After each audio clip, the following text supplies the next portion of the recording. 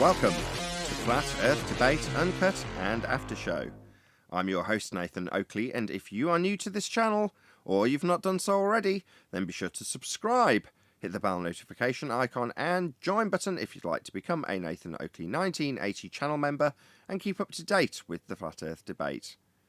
If you would like to support the channel, there is a super chat that runs alongside each of these shows while they premiere, and there's also a PayPal, Patreon and crypto link in the info box below the video.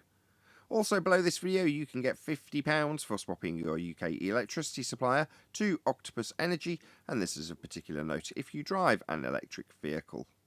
Speaking of Patrons, I'm going to do a quick shout out to all of you who do support me on Patreon, so a massive shout out of thanks and appreciation to Fibre Oats, Bogey, Michael Kahn, Sarah Griffiths, Rob H, Ben White, Maximum Gravy, John Kays, Tommy Swagnetz, Patrick Gunnels, Banter, Will Brax, Mel B Styles, Troy Shuker, Bo Snail, Hairy Blade, Mobile Mac 777, Neo the One, Lost Cat FE, Rob W, Open Minded, Reese Pound, Del West Watson, Muted, Maria Neelands, Unbelievable Productions, Blue Ridge Ranger, The Real Gabster, Liam Nedrick Jr., Abraham Mohammed, Adrian Quintana, Skeptic 936, Life is Short, Texas Mike, and David Wayne Foster. So another massive thank you to all of you for supporting me on Patreon. Now I'll hand over to whoever is in Discord and Google so you can enjoy their dulcet tones while I set up for today's live show. According to every baller, you know it's globe. Oh, I see. By way of projection.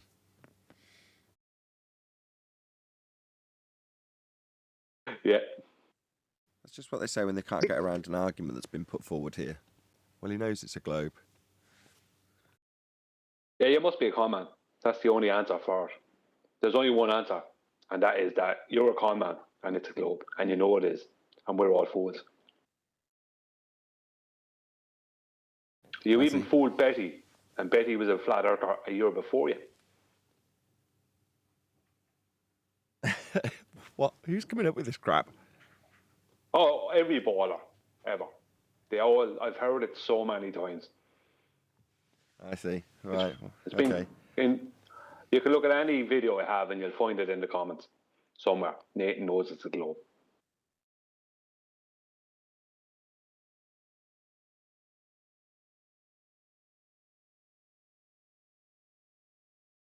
Pretty weak right there.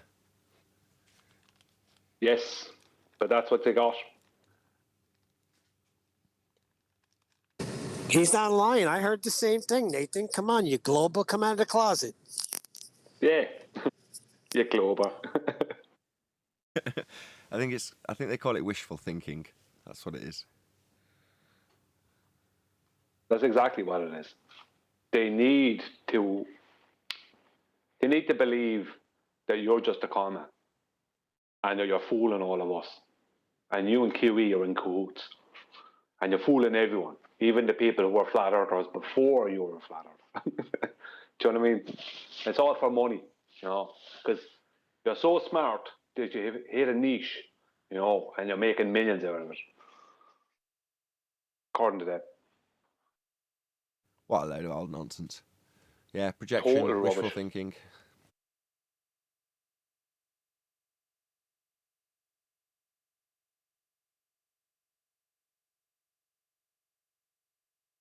What do they say about you, Brian?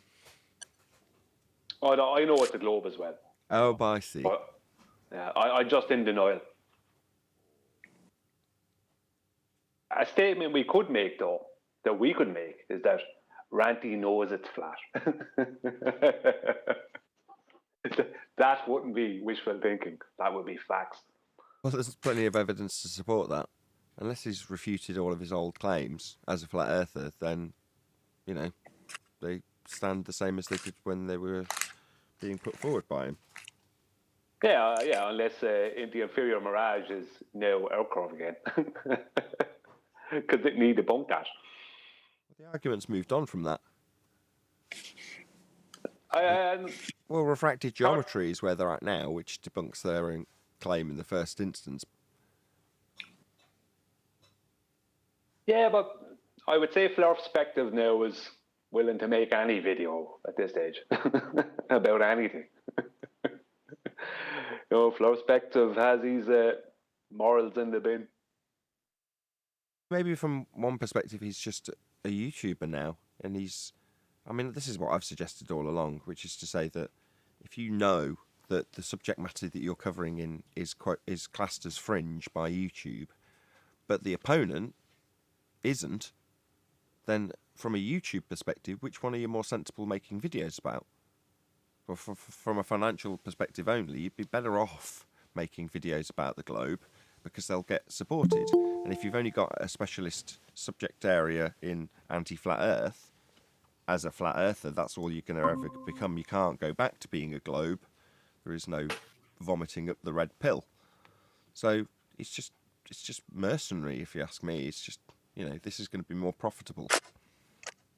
Absolutely. I mean, best of luck to him. I don't care. I mean, when he first turned, I was a little bit disappointed, but I understand it. It's like more cash the other side. Look at people like Fight the Flat Earth. He makes loads of cash. A lot more than you make. No offense, but it's just his subject matter. I think. The only thing that could offend me wouldn't be him making money. It'd be the arbitrary assigned. What the holy fuck, right? FE Pilot, what are you doing? Are you a fucking retard? FE Pilot, answer me or you'll be banned permanently. You'll never return, you fuckwit. Hey, Okie, how you doing? How you doing, buddy? Fuckwit. This isn't live, is it? Stick yourself on fucking mute, you stupid spastic. What? You're chewing on your fucking food during my show. One chance, What? Stick yourself on fucking mute or you will be permanently removed and never return. Who's server muted him? I want him to mute himself. If he can't reach over and click the mute button, he'll just never return. He'll be permanently fucking banned. Who's unserver muting him? Well, I'm trying to unserver mute him. What are you talking about? You are chewing food on a stream, you stupid shit. What part of this don't you get? Put yourself on mute, you stupid fuckwit. Oh, I'm sorry. I had a live mic, Gabe. You got that, did you dumb shit? From me shouting at you to put yourself on mute? You figured that out, did you? You fucking retard. You managed to figure that out, did you? Wow, you're a genius. Yeah, me yelling at you to stick yourself on mute while you chew wasn't enough. And while I'm yelling at you still, you're taking yourself off mute. So you want to be permanently removed. Hey, my apologies. I finally got the R you were looking for, though. No, you fucking haven't. Shut up. Go back on mute, dickhead. 4,500 miles. What? This guy is a 4,500 miles. He's a nobody. He's a nobody. He's an idiot. He was FE Pilot. You are lying to yourself about what you are, right? So presumably you're some fat, pathetic, lonely, sad man in some basement shithole that has no life and needs to pretend that he's a pilot to feel a little bit better about his shit life. That's what you are. Now, you've come here under a pseudonym, some fake faceless potato name, to chew your stupid food in your shit basement apartment with your no life, right? And pretend to be a pilot for a bit. Now, we all see you as absolutely pathetic. Do you hear me, you stupid retard? I don't know. I mean, I got the R, 4,500 miles. Yeah, sorry, so I was suggesting you should chant out the same crap that I told you to shut the fuck up and go on mute over. You think you want to chant that twice? When I'm pointing out that we view you as a very pathetic individual. I visualise you as a man with stains on his t-shirt in a basement apartment with no woman, no kids, no life, not flying a plane. Well, that's your prerogative. No, it's what I visualise you as. You're not out on a plane now, are you? You're here on this panel. Yeah? Yeah, that silence says it all. You aren't out on a commercial jet flying at 1.5 degrees above horizontal. You ain't doing that. You're here chewing food with food down your t-shirt in your shit basement apartment with your pathetic life. Okay, cool. Thanks. Yeah, I know that's the situation. That's what we've got here. A pathetic pretender who's here to feel a little bit better about himself by pretending to be a pilot. Yeah, it's pathetic. Bullshit artist. Now, let's get it straight. If I was at a party and I said to somebody, I'm a YouTuber, got a YouTube channel, I've got 20,000 subscribers who watch me daily, and someone called bullshit on me, I would not shut up, right? I would be overwhelmed with pointing it out. I'd be grabbing for my phone and proving it there and then. This guy, after being berated about not being a pilot, hasn't said a word. His silence says it all. He's not, oh my God, here's my accreditation. Here's my picture after picture after picture of me taking off. Here's me sat in a jump seat. Here's me whatever. He's not doing a damn thing because he's a low-life pretender. He's got no life. That's what some people do when they've got no life. I'll pretend to be a doctor today. Yeah, that's what people with no life do. Sad. Very sad. Yeah. A commercial pilot wouldn't be making a point of leaving his mute button off while he's eating just to interrupt a live show on YouTube. No commercial pilot's going to do that. The professionals, they're not going to do that. Even Wolfie wouldn't do that. Brian, a commercial pilot is not going to be on YouTube debating the nature of Earth. I'm telling you, the guy's full of shit. Wolfie, unless he's retired. So but he's Wolfie a moron. does, right? And what Wolfie does in every third breath is point out he's a pilot. Yeah, because he knows he's a pilot and he's proud of it and he can prove it. Now this dick can't. Just a pretender clown with a sad life trying to be something he isn't. It's called stolen valor. Yes, that's what it's called exactly. They take it from the military. They claim they're in Vietnam and saw action. Stolen valor.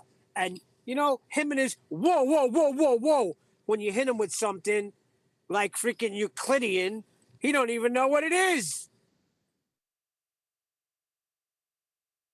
So do you know he got shouted at now, FE Pilot? We all just see you as a liar, like Charles Flat Earth Math. Just another liar.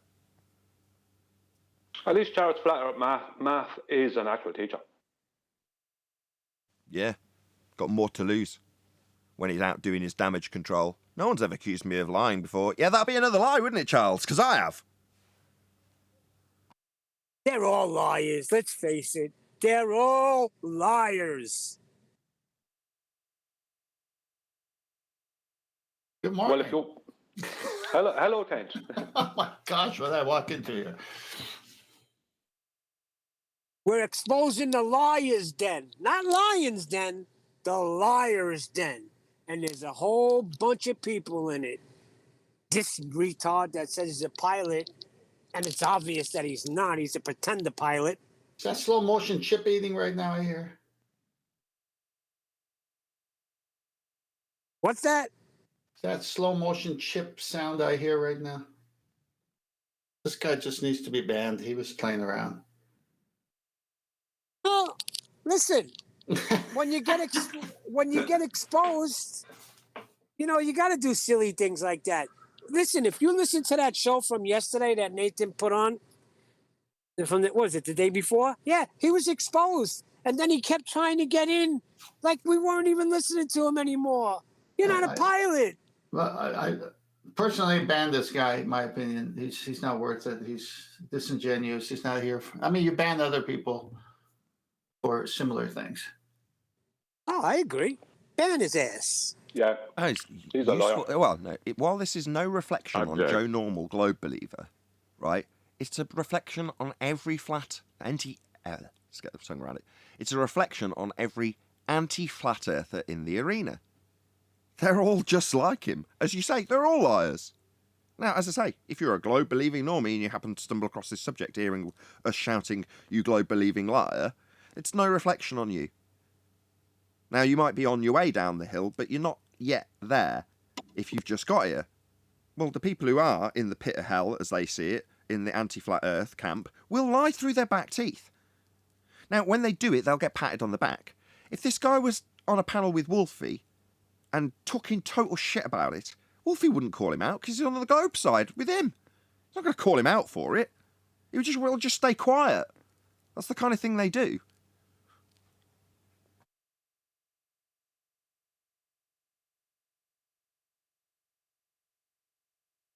I will say that I don't think he should be banned. We don't have any direct evidence that he's not a pilot. We just have some assumptions. We do. And some evidence. We do. Really? Are you We do. serious, John? We do. He was questioned the other day. I said certain things to him. I had to lead him. He didn't know why I was saying certain things. He didn't know what he was talking about. He didn't know why I was talking about. Why I asked him. Why I said to him, "You must be flying fast then, at the top speed because you're only 1 degree above horizontal." He wanted to argue about horizontal and level. Say, above level. No pilot's going to do that. No pilot. Like if I said to any real pilot, any real commercial pilot, you must have been flying fast then if you were flying at 1 degree above. He would instantly know that I know something. You know what I mean? I didn't. This is the genius of that, right? Because you could, if you listen back to it, I haven't got a clue what was going on, Brian, while you were doing that, because I didn't know either. So I was in the same boat as him, technically speaking. Hence, I'm grinning right now, because if you don't know where someone's leading you, you've got that tone in your voice, which I listen out for. Now, I heard it in his voice, but I didn't know why. Now, my wife sat down and listened to that particular part of the show, and she used to fly planes and helicopters and such like, and she explained it to me. Because I got a vague idea from you explaining it, but I didn't fully understand. But now I do. I'm like, oh, wow. You led him so beautifully. And you could hear the fear in his voice because he didn't know why he was being led there. And like I say, neither did I. But I wasn't claiming to be a pilot, so it didn't matter. Listen, I didn't know where he was leading him, but I knew Brian was leading him. I knew he was up to something. Well, Yeah, that's to assume that stupid people can't become pilots. Well, he threw it when I asked him how many degrees above horizontal he was flying. He threw out 1, right?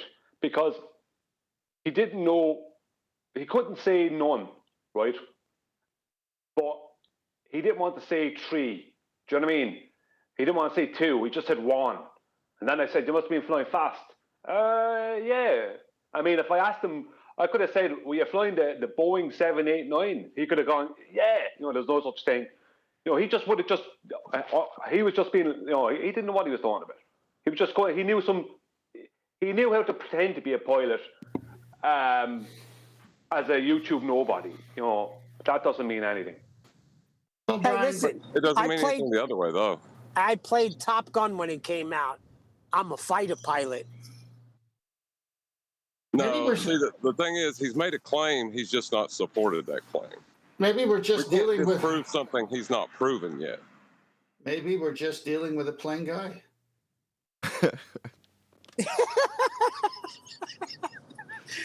Plain ordinary Joe. Yeah, that's all.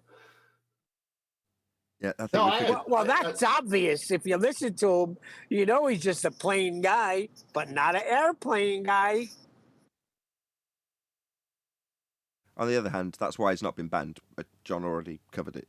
It's like I have a whole other reason gonna, for banning him. Well, we're not going to prove this negative, other than him munching crisps at the beginning of this pre-show. No, there was just a whole other reason to ban him. He interrupted a good time pun that I had. Yeah, that's not going to get him banned. You've got to do quite a lot to get banned, let's be honest. Your My standards threats have gotten low. Oh, God, I'm interrupting the puns now. You got to go some to get banned. On the whole, when I threaten people to be banned, I mean that day. They'll always come back the following day and be welcomed. I say it in the intro, and I mean it. It's not a lie. But on the other hand, yeah, there's been less than half a dozen people that have actually been banned in the 4 or 5 years. Well, if you can't ban a guy when the chips are down, I don't know when you can. Hold on, are we talking like Brenda and Rumpus, where they're just horrible people that say horrible things in the moment, just to try to win a point that they know that they're wrong on? Correct. Rumpus is banned. It's normally overt lies, like with Charles. Now, I knew Charles would do that because I know what he's like. So, it was a quick stab, death, and then, lie. Lie, lie, lie, lie, lie, lie, lie. That's what Charles does. Now, knowing that, it didn't take long for him to, be right on form, right on type. Now, with Rumpus, he's typically a bit smarter than Charles in that regard. You know, Charles just relies on, well, if I'm smiling long enough, if I do lie, no one will notice. Yeah, that's what he relies upon. That'll only get you so far when you're actually lying in the moment. Because suddenly your grin turns into a grimace and a wince and a shift uncomfortably while you're trying to grin or trying not to grin. Because you know if you're grinning in that moment, it looks like Jupiter's delight. So you're biting your top lip. All the things that Charles did, right? Now, Rumpus, like I say, will try and get around his lie. And typically he managed it. But at the point that you've got to concede, because you've lost, you've got two choices. Either, in this case, lie or concede. Now, when you're left with those two choices and you lie, it's like you can't progress in a debate with someone like that. Like with Charles. When I'm at the point that we've got past his lie that he doesn't need R, he absolutely does. It was just a lie. That's been pointed out. We're halfway through the show, and we're at the stage where now we've established that you're lying about needing it. Here you are using it. Where'd you get it? Mute. Now I've got a video of that. Great. You know, one show with Charles, and I've got a video of me asking for R, and while I'm asking for it, your host has muted you. Yeah, that's what you get.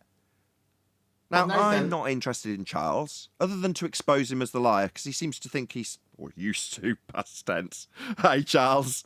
Used to think he could still get away with just smiling and lying. When he was doing it in my chat, putting his little smiley emojis, it's like, right, okay, you're going to get pulled through the coals, I'm afraid, Charles. You are a disgusting human being. I despise teachers in this arena. Not teachers, same with globeheads. Normally globeheads who come here, you know, no reflection on you, all this talk of lies and deceit from anti-flat earthers. No, they're disgusting human beings. They've got here and become the scum of the earth. But when they're teachers, oh man, they make my skin crawl. That's the worst type of person. When Neil talks about it, like with the teachers, it's like, well, I disassociate myself because I don't involve myself. But when they're in my arena, that's a different story, Neil. Yeah? They've got the most disdain from me. If you feel yesterday when I was like, oh, teachers, keep your kids away from them. They won't be teaching them nonsense of the Western world rhetoric. That's the Western world rhetoric school you've put them in, so they're going to teach them it. It's consensus reality based. If you don't like it, don't let them be exposed to it. That's your choice. Well, is it our choice that we've got a lying piece of shit like Charles smirking and lying at everyone?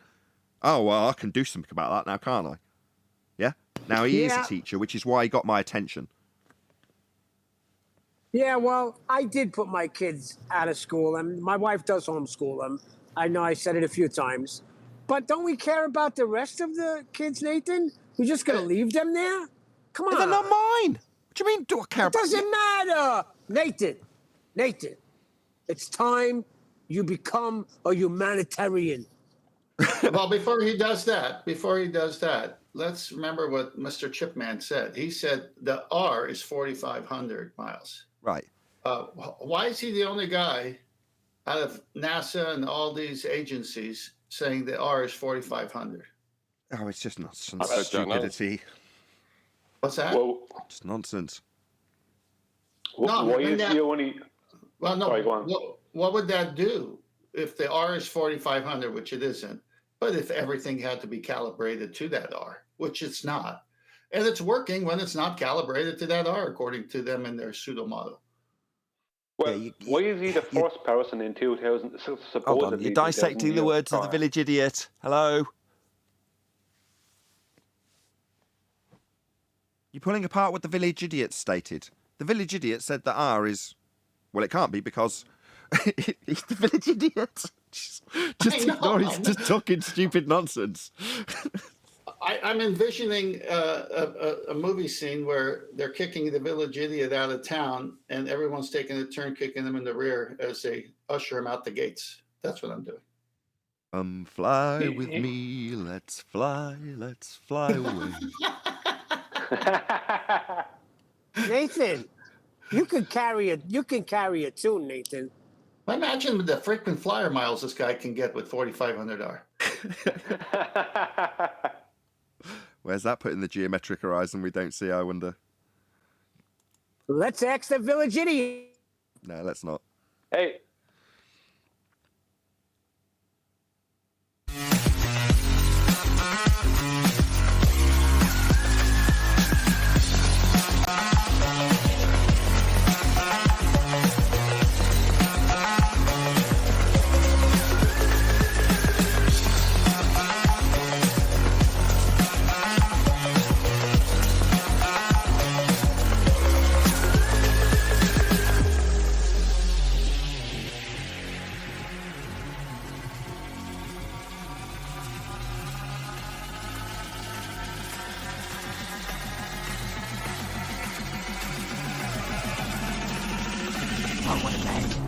Welcome to Flat Earth Debate Live. I'm your host, Nathan Oakley, and if you are new to this channel, or you've not done so already, then be sure to subscribe, hit the bell notification icon and join button if you'd like to become a Nathan Oakley 1980 channel member and keep up to date with the Flat Earth Debate. If you would like to support the channel, there is a super chat that runs alongside each of these shows while they are live, and there's also a PayPal, Patreon, and crypto link in the info box below the video. Also below this video, you can get £50 for swapping your UK electricity supplier to Octopus Energy, and this is a particular note if you drive an electric vehicle. Most importantly, if you'd like to join the discussion, simply mute the page you are currently watching, then click the link in the info box below this video to join the panel and express your views on the nature of Earth. If you do join, please don't swear. If you do, you'll be ejected. And if you are, please don't try to rejoin the stream using sock accounts. You'll be warmly welcome back on the next stream. Please also share the show on social media. Sharing the show obviously increases the live audience, but this in turn increases the chances of a more diverse panel, so please share the show on Facebook and Twitter. Now, we are joined by John, that's Refracted Curvature, the Adam Meakin, Brian's Logic, 10th Man, Neil, and a whole bunch of people in Discord. So welcome, one and all. How are you? I'm good. Good morning. How you doing, huh? How am I doing, Joey? We've been watching Friends over Christmas. It's good fun. Can't beat 90s sitcoms. Should we do housekeeping, or did you want to carry on with the conversation we were having in the pre-show, which is to moan about teachers that are in the flat Earth arena? Now we just go with that. Whatever you want to do. Well, I was just explaining to Neil, because in previous shows, when he talks about the education system, I'm very apathetic and kind of almost indifferent. Well, when it comes to this arena, which is what I do basically for a living on YouTube, which is Flat Earth, the teachers in this arena fill me with the most disdain of any particular individual. Your average Joe teacher doesn't know that they're lying to the children when they teach them the heliocentric nonsense that we brace against. A teacher in this arena does, and they have to lie to get around it, like Charles is a good example.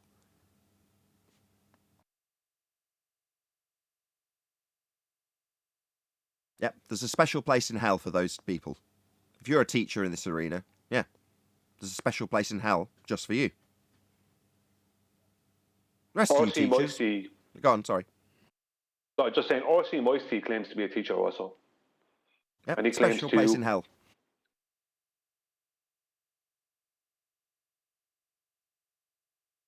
Sorry, go ahead. Yeah, Go, John, go. I was going to say that the teachers that aren't aware of the argument that's being had right now can't be held accountable for that argument. But the ones that are involved in it, that can be shown to be willfully lying, that's just disgusting, because that means they're willfully lying to children. Well, actually, in both instances, there's no accountability in the UK. I don't know about the States, but certainly as far as I can ascertain, or I'll be honest, has been ascertained for me and then shown to me, it's actually down to the head teacher as opposed to the teacher. So the responsibility or the buck lies with them, the head teacher, not with the teacher in that respect, in terms of that particular structure of what they'll teach the kids and their responsibilities, make sure it's correct, etc., etc. Well, they can absolve themselves from guilt in that regard, but that isn't really something I care about. You know, the letter of the law in that regard. Who cares? It's like, if you know it's a lie and you lie, then that's it. That's where the line gets drawn. If you're also lying to yourself and you justify it because of it, I don't care. Well, as long as they're working within the curriculum. Hold on. What if they start teaching 2 + 2 is 6? It's okay then? Hold on, I was when about are to we say going to that. nip this Hold in on. the bud That's here? different. That's different, Neil. The equivalent would be... How's it different? Hold on. Well, because I'm about to tell you. The equivalent, the thing that would not be different, would be to say something like the teachings of the church when it came to fire and brimstone that we discussed yesterday. If the church school teaches that as being something that's around the corner, might happen again, etc., etc., then there might be people who find that objectionable. But in a church school, that's what you get. Well, in a heliocentric school, a state school, whatever you want to call it, that's what you get. I disagree. I think there was another stupid exam that my son or I had to take where 2 + 2 did equal 6. Go and take the exam. Tell him that 2 + 2 = 6. Get me mark and move on.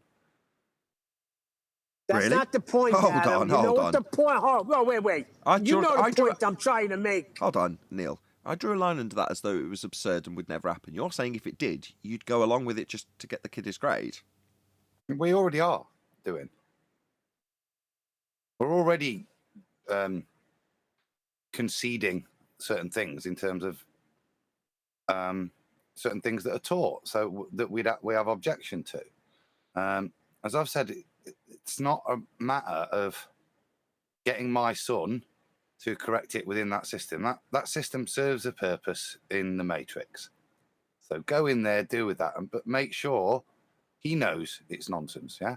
As long as I know that he knows that 2 + 2 is 4, but they want him to tell him it's 6 in this circumstance, or they want me to describe a molten iron core, or fossilization, or whatever. Whether he's got whatever story, just like he has to recite Shakespeare and regurgitate that back to him, whatever's required for those matrix credits, go and do.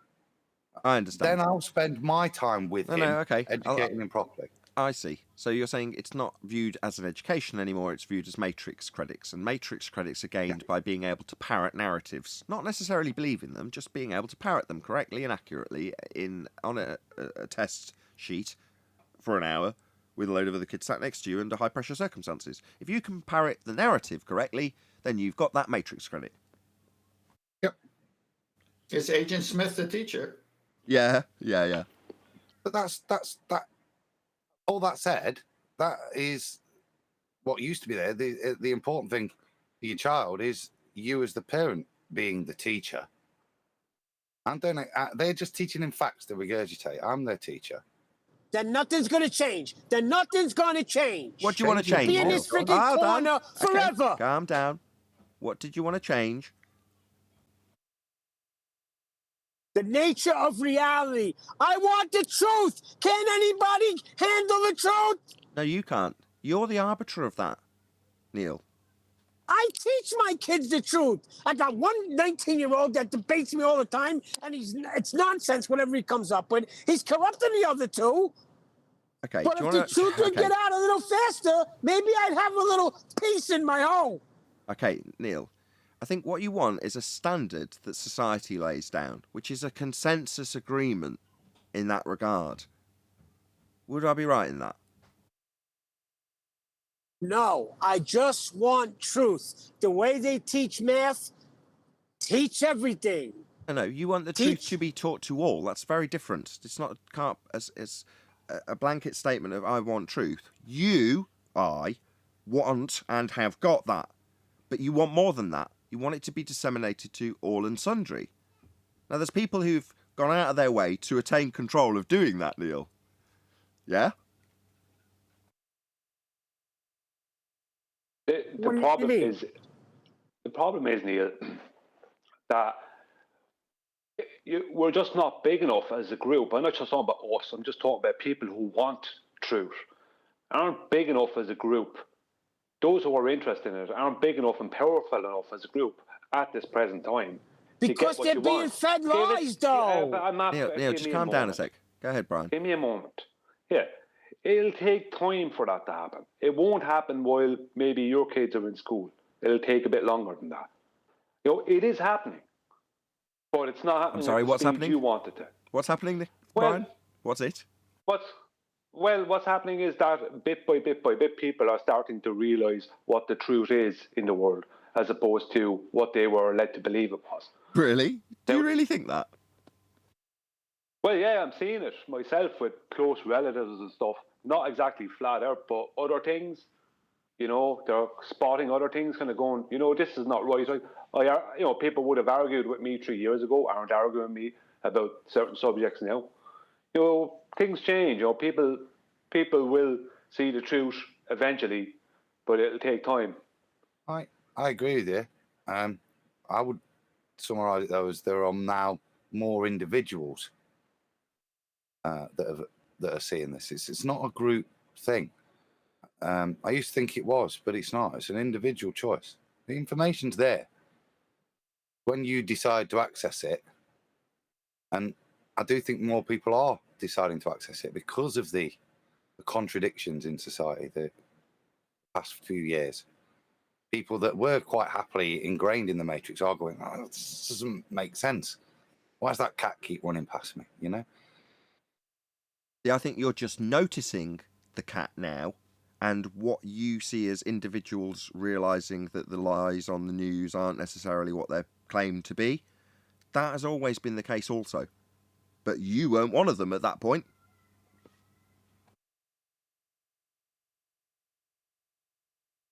Other than that, I completely agree with you. I think it's just an individual by individual thing, and that's the bit I'm nipping at Neil's heels for, because he wants it to be a consensus agreement, and that's why he wants more people to know, the education system to change.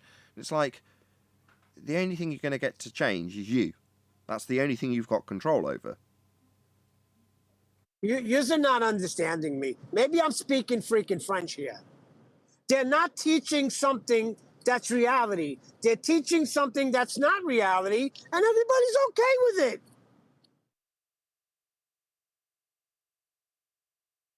But what do you want us to do about it, Neil? What do you want us to do? Let's be more productive in our discussion here. What's the ends?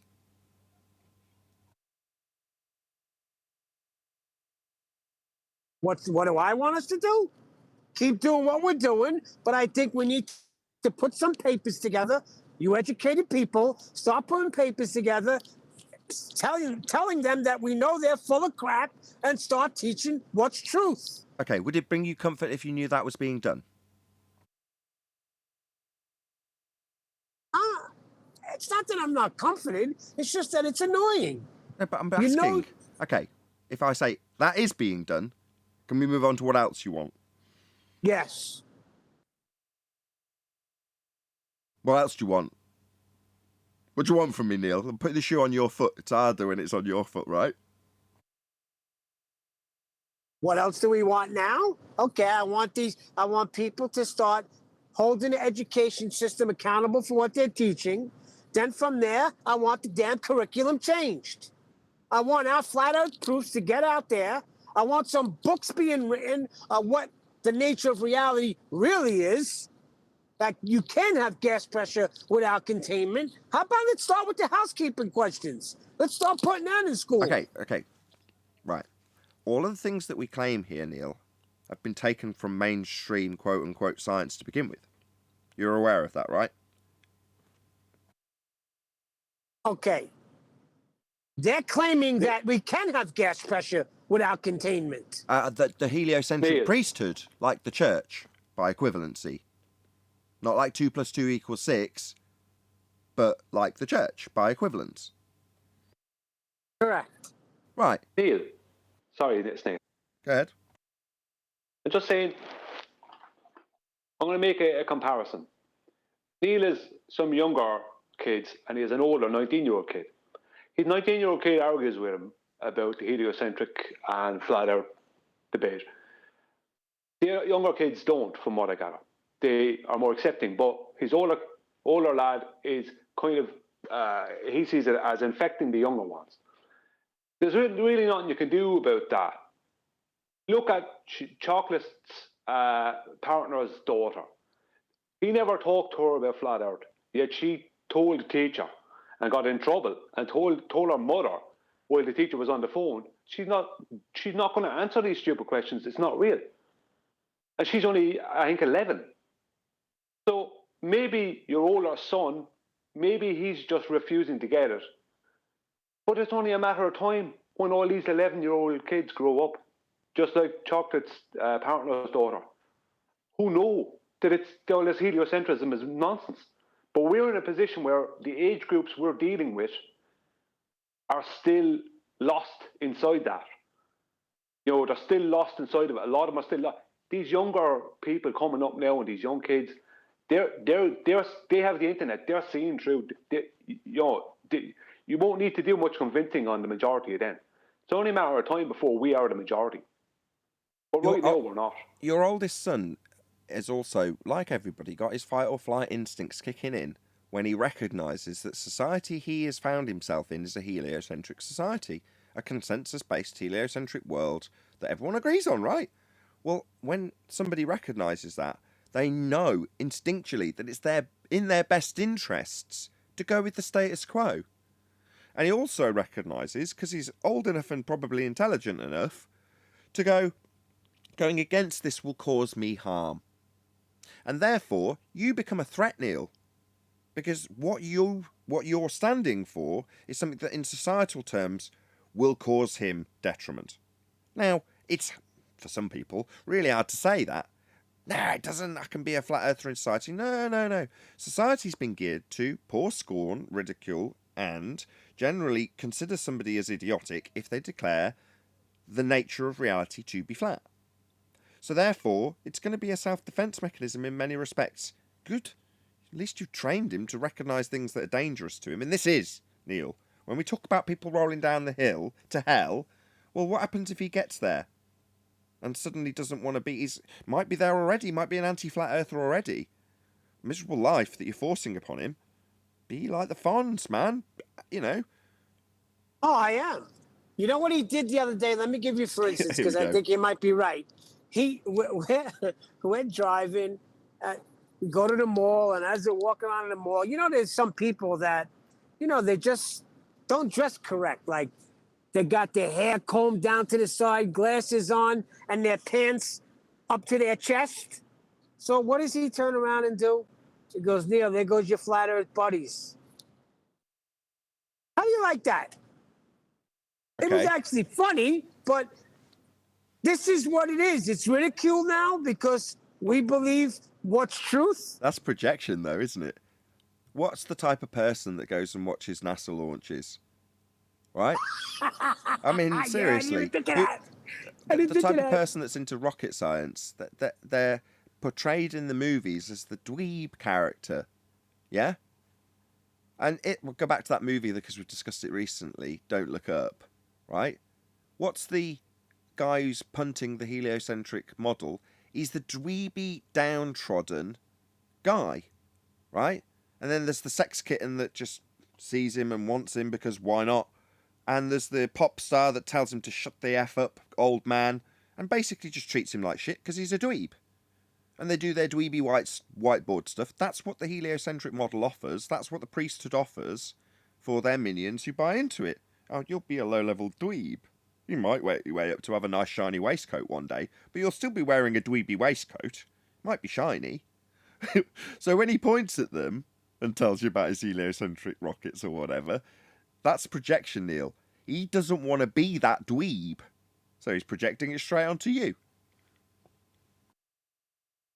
That's true. Yeah. I didn't think of that. That's a good one. It's true. They're the ones that got their pants hiked up to their neck. Neil, maybe he uses this as a way to poke you. You know what I mean? If he's like you, he's your son, so he's going to be like you, and maybe this is a way he knows he can get underneath your skin. Do you know what I mean? It's like sometimes that's the way it is between fathers and sons. You know, they'll keep bashing off of each other. There's nothing you can do. You know, it's like sometimes that, and he might be holding on to this purely because it annoys you. If it stops annoying you, he'll stop maybe holding on to it. Nah, I don't think so. I doubt I it.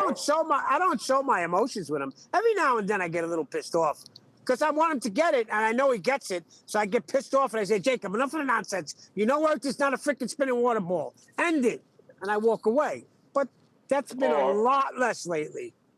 Or he meets some babe, and she's a flat earther, and suddenly he's a flat earther. No. That's a brilliant one. I immediately go into the death part of your base instincts in terms of this won't keep me safe. But no, Brian. You think that will open up his love life pool, being a flat earther, do you? Oh, really? Oh, that's going to be a hard sell. Off you go, Brian. That'll open up his love life prospects, you feel? No, if he meets a girl who happens to be a flat earther. Oh, that's a very slim chance. Well, it's not. So he goes to the cinema to watch. No, we go Let's to a just flat think. earth convention. Hold on. He's going to the cinema People don't go to flat Earth conventions, generally speaking. They go to the cinema. Or they used to.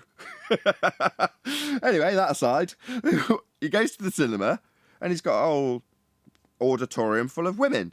How many of them do you think are going to be flat earthers in the Don't Look Up movie theatre? Yeah, but that's not the point. The point is... it's my point. It's my point. But that doesn't mean let me make my two-thirds of point. I our haven't actually made it. Hold on, Brian. My point is, we work on don't die and reproduce. Make sure you get laid. Make sure you don't die. Well, make sure you get laid part of his brain saying, don't be a flat earther, because that's not going to do your love life any good. Oh, hi, how you doing? Yeah. You religious talk? Oh, yeah, my mum was a Catholic, but I don't do that anymore. Yeah, me too. Have you heard about these flat earthers? Yeah, I am one. Moving on, says the girl. And he'll know it. There's a girl I saw, she's about 22. And her name is, she's an American girl. I don't know. I don't know what channel she has on YouTube or what's the story, but Hot FE Girl was her name. And she's like an absolute babe. She's 22, she's an absolute babe. That's one. So, right? Yeah. That's one. But how many guys are going to suddenly be flat earthers just to be her boyfriend? The point is that maybe 10, maybe 10. Meanwhile, you're missing the point. The point is that his heliocentric belief he's holding on to so strong would disappear in a moment if he meets a girl who's a flat earther and he wants to be on our good side. Suddenly, no, I don't disagree. I know plenty of people who've converted to Judaism because they met a really hot Jew chick. Yeah, I get it. I don't disagree with that. But what I'm saying is, if you decide to become a flat earther, because somehow in your mind you think, like I did when I had long hair as a guy in college. Oh, this will get me the babes. Yeah, right. You kid yourself with this stupid nonsense, right? But deep down inside, you eventually know that that's not true, and you need to do something about it. Now, flat Earth's no different. If you've got something kooky that you're into, and it is generally at a societal level considered kooky, well, that's not going to do your love life any good, is it, with some kooky belief in flat Earth? From the point of view of the chick that stood in front of you. No, but my point is, I think I'm missing the point I'm making. The point I'm making is this heliocentric belief he's holding on to so strong will disappear extremely fast when it comes to a situation like that. Suddenly, yeah, I agree. I don't care about it. Why do you? No, I'm not disagreeing with that. I get your point. And I said I agree. I've seen plenty of people convert to Judaism. You're a Muslim? Oh, I'll be a Muslim for you, love. Yeah, I get it. Yeah, but no, you don't. Because it wouldn't matter who I met, the earth is still going to be flat. I don't care who she is, what she looks like. I'm not going to go, it's a globe again. It's never going to happen. But it will happen the other way around. That shows the strength of what they believe in, how real it is. Not. Only a flat earther knows the angle to getting a date. Come on. Hold on. There's a problem with this because I think y'all are talking cross purposes. Because one of you is talking about a belief structure and the other one is talking about, well, I guess you could be a flat earther who believes it's flat. But if you're talking about knowing what the world is, that's not a belief. There's a distinction there that you've drawn that I quite like, because there is that distinction. I think a lot of what we describe with anti-flat earthers projecting their fear and insecurities about their own faith directly translates onto, and I'm going to be bold and say, the majority of flat earthers. The majority of flat earthers don't really know why they're on a flat earth. I know that from watching their crappy videos about the subject. The majority of flat earthers are actually living in fear. That's why they go around banging the drum so hard, overcompensating for their own self-doubt. Yeah. Sort of like that illustration with the Bible the other day with Elijah and the prophets. No. How they cut themselves. No, like you. No, not like me. Yeah, Get like you. out of here. You are the self-doubting flat earther on the panel, Neil. You just don't like. How am I self-doubting? I am nearly flat earth. I'll tell you. Because you wouldn't care about your sons talking about the dweeby comparison. You'd immediately just recognise it as projection because you wouldn't care about the implication from the perspective of flat earth. you'd be at one, you'd be cool about it. That's my point. When I say be like the Fonz, what I mean by that is you can't I laughed. You can't just be Fonz, right? You No, will no, no. become I Fonz was. when I you're at one laughed. with this, Neil, which you're not yet. No. Your No, no, actions no, no. prove it. I laughed. It was funny. I didn't let him know. I'm letting you know. Yeah, but Nathan, what Nathan is trying to say to you is there's people in my family, right, and people I'm friends with, and they're not flat earthers. Now, none of them come to me and say, well, what about this thing for the globe or whatever? And I go, oh, yeah, you must be right. No, I let them know in no uncertain terms. I'll debunk anything they bring towards me. But I don't care if they're not flat earthers. At one time, I used to be more like, I want them to be flat earthers. Now, if you don't want, I don't mind. Do what you want. As I said, I don't care how beautiful a girl is or how much I'd be crazy about her. If she's a baller, she's a baller. I'm always going to be a flat earther. I don't need her to be a baller. If she's got kids, I don't need them to be flat earthers. The problem is my son is very smart. He is, and when he hits the brakes at this, it frustrates me because I know he's smarter than this. There's maybe 10-4. John might be able to help me. I'm not sure where it is, but there's a bit of scripture. I think it's in the early church, and I think Christian women converts are coming to the head. I'm not sure whether it's Peter or Paul that they're talking to about whether they should divorce their husband, or how can they convert their husband to Christianity? What should they do? And the advice is similar to Nathan's. Be like the Fonz. Yeah? Go and be happy in your Christianity and show your husband the impact it has on your life. Yeah? Don't try and convert him. And when he sees how happy you are and content you are in it, he'll want that too. Oh, you think he doesn't see how happy I am? I'm happy and bursting with love. We just spent 20 minutes with you yelling at us. No, I vent to you guys. I don't vent to him. I said every now and then he'll piss me off to the point where I tell him knock it off. Neil, right, I know. You're saying you get it out here. You're not like that in the moment. You're smiling like. I get what you're trying to get across to us, but the aura, the vibe you will give off, right, goes beyond the words that you're using in the moment or how you think you're being perceived.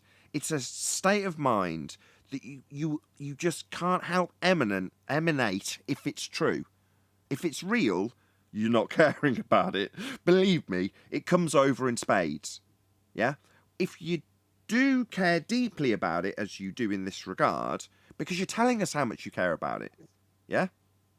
So it's not one you'll get around I am being cool about it, because we wouldn't be discussing if that was the case. Do you see what I mean? Can I jump in quick? Yeah, sure. No, I'm just saying. Just let Neil respond. No, and the only thing is this. Here's the only thing. I am happy, and he sees it, but he comes with some things, and what am I going to do? Not answer him? I'm going to answer him with the knowledge I have, and he can't get around that. So it is a little frustrating because I know he's smarter than this. Okay, that's it. I don't go around swinging a freaking bat. Be a flat earther. That's not what I do. Neil, listen, I know what you're talking about. Hold on. And there's a saying. It says, preach the gospel, and when necessary, use words. I get it. Just live it. It was the advice. Is you don't need to preach it. Well, yeah. Well, you didn't hear what I said. He's 19. Adam, get some control. Everyone should be quiet for a second. Adam, Righteous I'm going to Righteous will go in a second. I just want to read out Godzilla super chat and then it'll be Righteous. Go ahead. In a second. Triggered Neil is the best Neil, says Godzilla 37. The Fonz was always boring. POV, the peanut gallery. Thank you very much indeed for the super chat, Godzilla 37. Righteous Force, go ahead. Right, Adam was talking about 1 Peter 3:1 and 2, I believe. And we're told there, likewise, you wives, be in subjection to your own husbands, that if they obey not the word, so in other words, they're not listening to you, like Adam explained, that they may also without the word, may be won by the conversation of the wives, while they behold your chaste conversation coupled with fear. So in other words, by your good example, as Adam explained. I understand that. I know. It says there was a famous preacher who said, Preach the gospel always, and when necessary, use words. In other words, live it. Yes, I understand. Well, was that? Was it? I- What was the reference? Righteous? Was it 1 Peter? You said.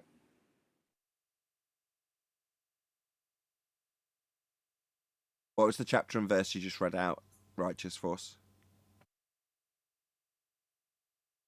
He's playing video games again. Yeah, he's tied up. He's having a gun battle with somebody because he's like that. Oh, yes, and Jesus said to the disciples, "Die, scum! Die, die, die!" Wait. I was on mute. I just got home. My That's game's hilarious. not fired up. I said 1 Peter chapter 3, verse 1 and verse 2. Sorry Thank you. about that. Get that. Hello, Adam. Good Chocolate. morning, guys. Hey, Good Chocolate. job. Did you get that? Adam? Hey, chocolate. Just as an aside, before where's Arwin? I don't know. Arwen wasn't here disappeared. yesterday either. No, I've rang him as well. No answer for a couple of days. I don't know. But shout out, Arwin. Get in touch. I haven't kept up with the show the last couple of days. He's not done it. How is he not? It's been weird. No, that's why I was asking. And I hope he has a I'll couple of say- days off. Yeah. Good. The chances are, if I guess, he's knackered. He's worn out, burnt out, and he's having a bit of a break. You know, I've been trying to convince him for about 6 months that he needs to cut down his schedule a little bit. Now he's well and truly established. He doesn't need to do 7 days a week. But he's like, no, I must. His show was going on yesterday still when this show started, if I'm correct. I think, because I remember seeing our one was live, and it was 2:14, or like 14 minutes past 2 in the UK. Well, UK time, like, and you started too. So you were on. I think he was still going at that point. I think so. I could be wrong, but I'm pretty you sure are that was wrong. yesterday. No, last stream was 2 days ago for half an hour. Maybe he's sick. Maybe. Poor Arwen has got some stamina. I'll tell you what, he's got some stamina to have done this as long as he has, with the amount of abuse we're expected to take. Yeah, but I went I on the don't know. show the other day. I went in the chat, and then everything just shut down. It was gone. I couldn't get back on the show. This was 3 days ago. Could have technical issues. We'll find out. Maybe he's got a temporary ban. Really? Maybe. We'll find out. We'll establish what's going on with Owen. I'll drop him a line. Why you make me do this, Nathan? Why you make me do super chat? Funniest show ever. I don't think I actually heard him Absolutely. correctly. So Travis, shout out to you. That's the plain truth. Said he corrected me about what he was saying, and I can't remember what he actually corrected me with. But listening So back, why don't you walk me through this? that was it. Why don't you walk me through this? Is what he actually said. So shout out to Travis, who was the first to point that out. So what? It's funnier the way you did it. No, That and was it doesn't make any difference to the hysterical. joke. I'm not saying that, but it's just interesting point, because me being English, him being American, when he's all high pitched and exasperated, I couldn't understand him. Also, there's a language, if you will, barrier, as well as the high pitched over exasperation in his voice, which was hysterical. That's what the joke was about, not necessarily the words. It didn't matter what the words were, but it was just still interesting that, you know, even then I still didn't quite hear what he said correctly, but an American did just go, no, what he was actually saying was, what was it again, Neil? Walk me through this, or something like that. Why don't you walk me through this? Yeah, Right. Nathan, why didn't you hold his hand and walk him through it? That was I comedy. mean, isn't that what you're supposed to do? You're supposed to walk people through their own claims. I mean, yeah, that's Exactly. how that works, right? That Took checks the words out. out of my mouth, Chocolate. Why don't I walk him through his claim about how you'll measure a flat Earth with 2 straight lines? I should be walking through him with his claim, because it's his and that. Until later on, he tells you how irrelevant the surface is when trying to measure the surface. Yeah, Ridiculous. it's getting an R value from the surface, and the R value is going to be from the surface to the centre of his presupposed spherical Earth. But when we point out that one of the angles he's going to be measuring needs a flat Earth to measure, he's like, it's nothing to do with the surface. And Neil, to his credit, has been saying this for about a week straight or longer. They don't want to talk about the surface. It's like, yeah, but at some point they've got to, haven't they? That's their claim, that it's curved and that. Well, it's always minus from 90. So you have to have straight baseline. It can never be a curved adjacent. So whatever it is, you have to minus it from 90. And what's a 90? Right, it's part of a That, box. that's why. Two straight lines, baby. That's why I have been going on and on and on about the dip in height of eye correction, because then they have to reference, they have to deal with the surface, they have to address it. They have to address it then, and that's why I love that argument. Well, the dip of I can't even talk. The height of eye is only for the natural horizon. All you need is a true horizontal, which is a solid baseline. That's all you need. But you can't do that in the ocean with a pan of mercury, because the boat's going left and right and up and down. So when the artificial sextant works on land and when the bubble sextant works in the air, what do you use at sea when those two things cannot be used? You use the actual horizon, but since you're 14 feet above it, you have to bring it down so you have a true 90. So that true 90 gives you a true horizontal as well at your eye level. It's just transposes. The minute you make the correction, you got your 90. That seals it for the flat earth. I think what Bry's saying, and it is true, is if they want to do that and they've got that dip correction, it's lovely because it makes them deal with the horizon. It not just deal with it, it forces them to reify it into a physical edge. And as soon as they've done that, they're done. Their claim's gone, hasn't it, because of Black Swan. But as soon as they do grasp onto it, pull up the diagrams that Brian's showing, it's a clear categorical statement. It takes them back to the Isle of Man. They're reifying the horizon as the edge, and we're happy for them to do that. Yeah. Well, the point. That's true. That's true. Point, and that's well, go on, Brian. I'll finish. Yeah. Sorry. The point that's most important to me is after the dip and height of eye correction, because then they have to deal with that. Gives them their straight line radius of the circle of equal altitude. That's their zenith distance. And they have to deal with that being on the surface of the Earth and that being a straight line along the surface. And that's why they come up with these stupid ways of doing angles that avoids the surface. And they don't want to talk about the surface. They don't want to deal with curved adjacent, because that is where all these things are all based on the surface. The base of that 90-degree angle, that is the surface under those conditions. And they avoid it like the plague. Absolutely, we'll get to 10th man in a sec, 10th. But you said it beautifully when you said that correction takes them to the pure geometry, and the pure geometry is a flat straight line, as you just described. Go ahead, 10th. No, that's the whole point of the circle of equal altitude. It's equidistant from any part of that circle to the GP of the star or sun. So if it's a 3,000 mile distance, the diameter is 6,000 miles, because someone on the other side of where you are taking the section reading, if they happen to be on the same degree angle, is getting the same 3,000. So that's 6,000 miles of flat baseline. That's a given. They're dead, because guess what? Angles can never happen from a curved surface. So of course it's flat all the way to the GP of the sun. It's over for them. I remember when you first told me that, 10th man. I was like, what? Yeah. We lost you, Neil. Yeah, we lost you. That was a short memory. It's a great argument, and it's beautifully assisted by the Black Swan, because the moment they have to, as Adam points out, reify the horizon into their sphere edge, they're dead. That's the end of their argument. Every moment that they spent in the last 24 months, nearly 25 months, of telling us how refracted the lines to the horizon are, it's game over. They haven't got a geometric horizon. They've told us they haven't got it anymore. The moment they need it to be one, they're suddenly all, drawing straight lines to it? No. Oh, how quickly we forget the 24 straight months of you chanting refraction at us. So Adam's got it spot on. They've come full circle, and they've got nowhere to go anymore. It's beautiful.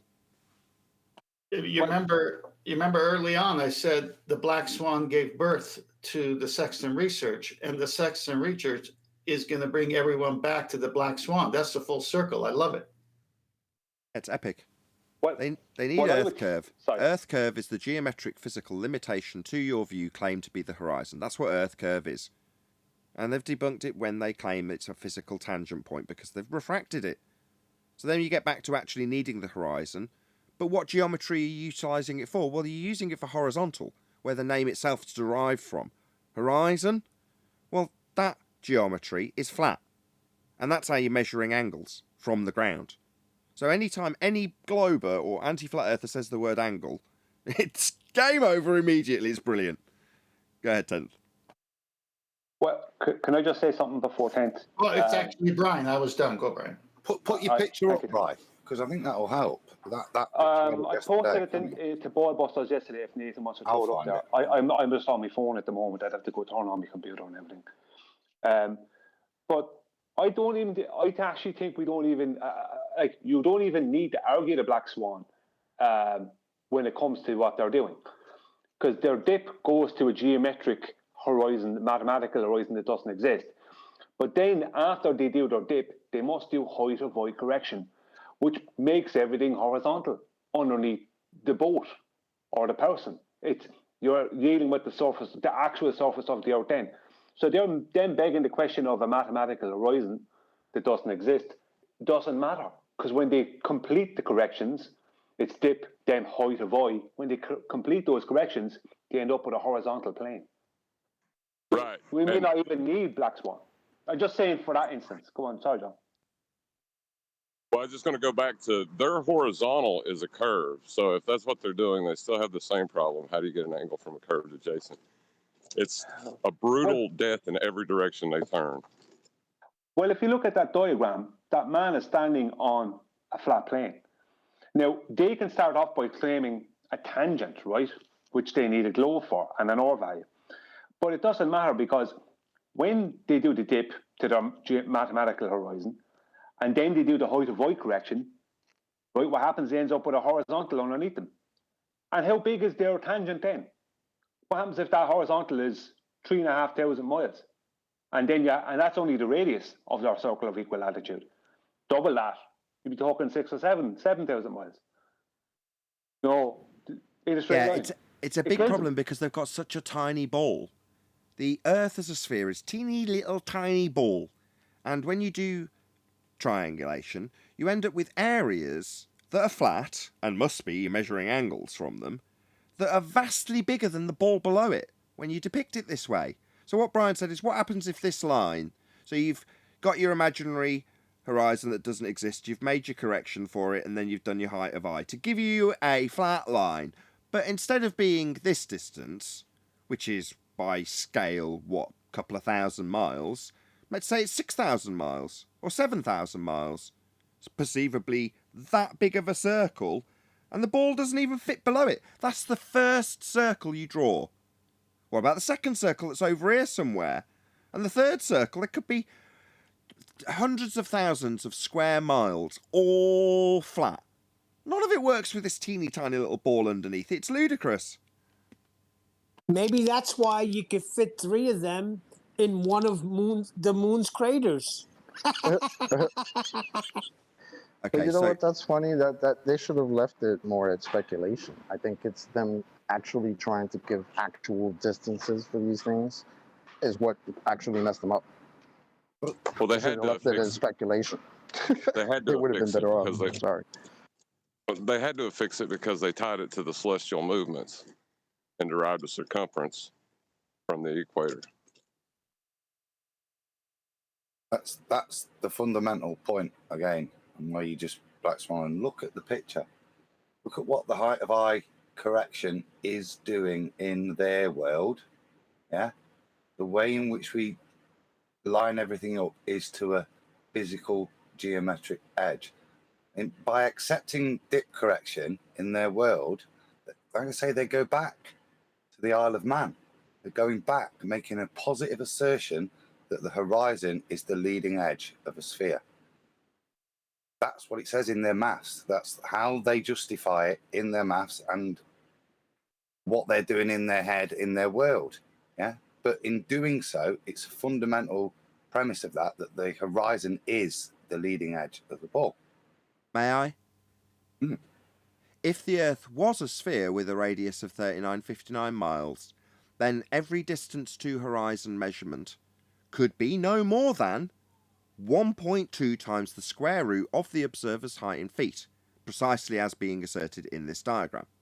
However, the horizon distance measurement in the black swan imagery is significantly beyond the geometric limitations of a sphere Earth radius 3959. Therefore, the Earth is not a sphere and the horizon is not a physical, geometric limitation called Earth curve. Now, for the last 24 months, we have been told by our opponents, well, this line, labelled with a tangent point at H, is bent. Refracted, right, lads? Yeah. So this is not going to work because you don't have H. H doesn't exist beyond the maths. It's refracted. The geometric horizon only exists in the maths. End quote, the rumpus. We wouldn't expect to see physical geometry plan a walk. Nobody's claiming to see the geometric horizon. AB science. What is it? No Atmo Day? Multiple chanting anti-flat earth fundies with a declaration that this line isn't possible anymore and this point labelled H doesn't exist. That's what you've told us. We can't see it. It doesn't exist. We wouldn't expect to see it. What is it? No Atmo Day? So total fail. Chanting refraction for 24 months means when you throw up a diagram like this with a straight line to a geometric horizon, we're going to laugh and say, hello, Black Swan, didn't you just spend 2 years telling us how you didn't have this? Meanwhile, Brian's point is even if you let them have it, what do they do with it? Well, then they bring it back down to a horizontal line that has absolutely sod all to do with the curved surface they think the Earth is, because they can't measure an angle from this curved surface. So they make it a horizontal plane labelled P. Sod all to do with their bloody belief in a sphere Earth, and everything to do with a flat baseline, flat Earth that's suddenly hovering above a sphere Earth belief that they have, with a line they can't get anymore, to a geometric horizon that only exists in maths. It's a complete fail on the globe's part. It's epic. Tell us this is refracted, lads. They're even telling us that it's flat. Listen to the last few shows. Yeah. Yeah. There's several on. people want to go, but I just want to reply to what Neil's just said. The reason they're telling us it's flat, Neil, is because up until now, the order of the day for an anti-flat earther / globe believer is to assume Earth's a sphere in the first instance. Now, in this example, they have to measure on line P. That's a flat Earth. So step one, when taking a measurement, is measure it on this flat baseline, P. In all of their own descriptions of how it's done with P, this flat baseline. Not the curved adjacent below they all believe in. So when they describe step one to us, and we point out that they're measuring a flat Earth, this line P, they say, well, I haven't got to begging the question yet. Now, do you know what Wally's line of defence was?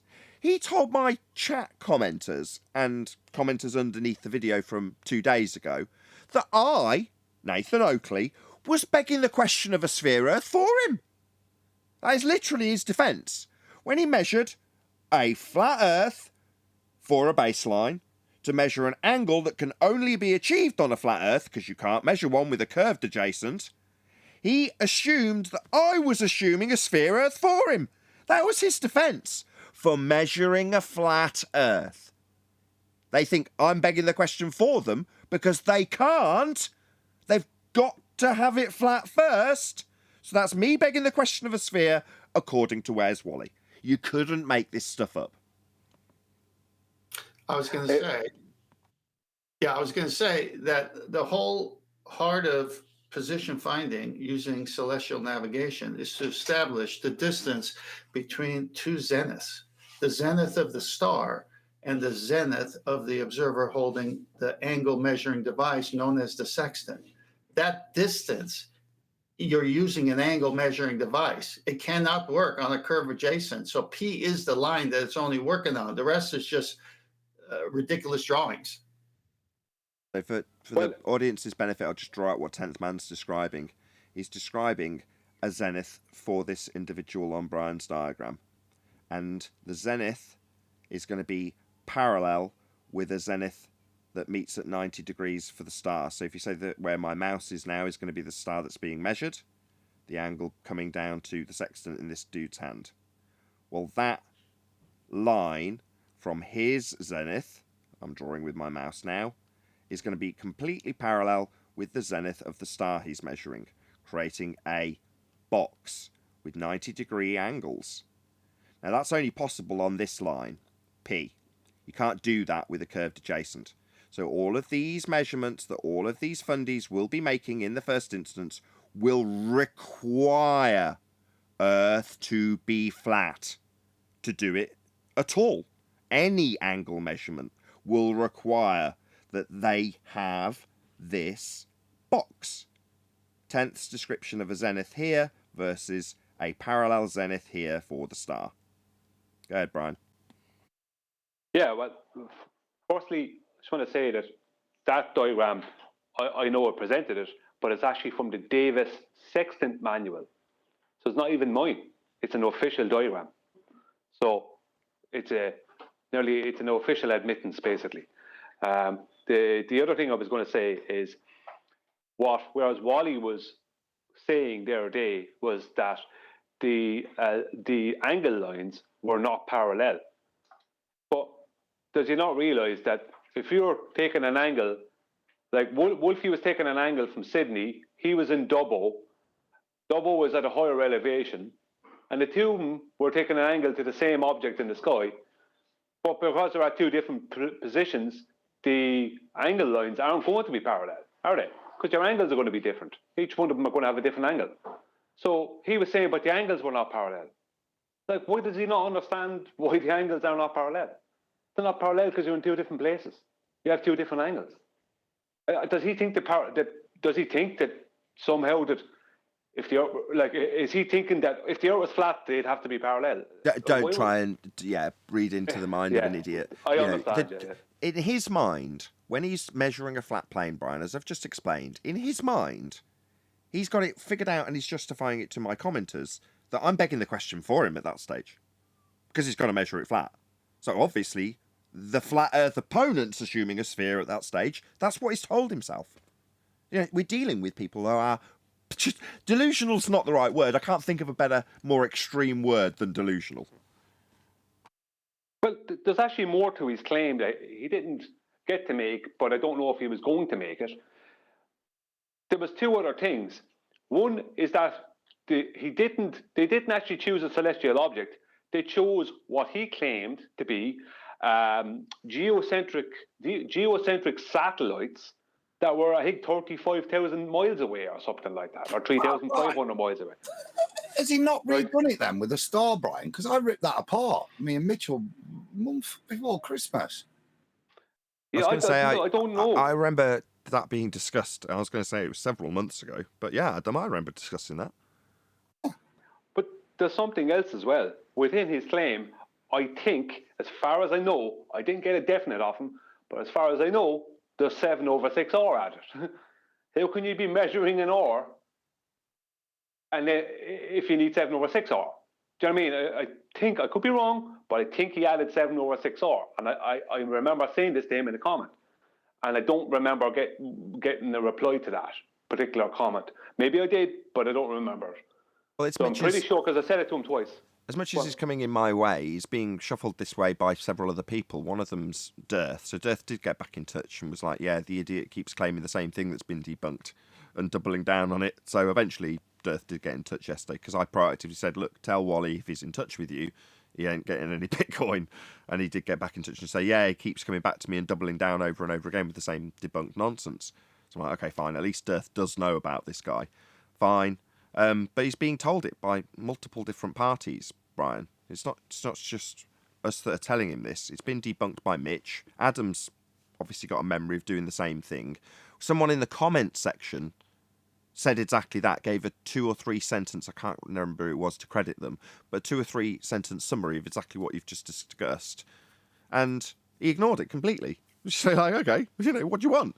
If you're going to just ignore all rebuttals and keep chanting that you've won, it's like, well, what am I talking about? That's what Dirth's telling me he's doing. That's exactly what he's doing. Yeah, I mean, there was the two things I first hit on with him with this claim was elevation angles, because he brought it to me weeks before Christmas. Because I remember showing it to Adam or posting it to Adam, because I knew Adam. I knew there was some tomfoolery going on with it, and I just surface level looked at it. I said, "You're using elevation angles," and I said, I think I remember saying, I do remember writing this, but I don't know if I stated it because it was in the video or I said it to him.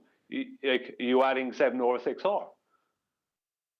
So it's like you're using elevation angles that can't happen on a sphere, and you're adding 7/6R.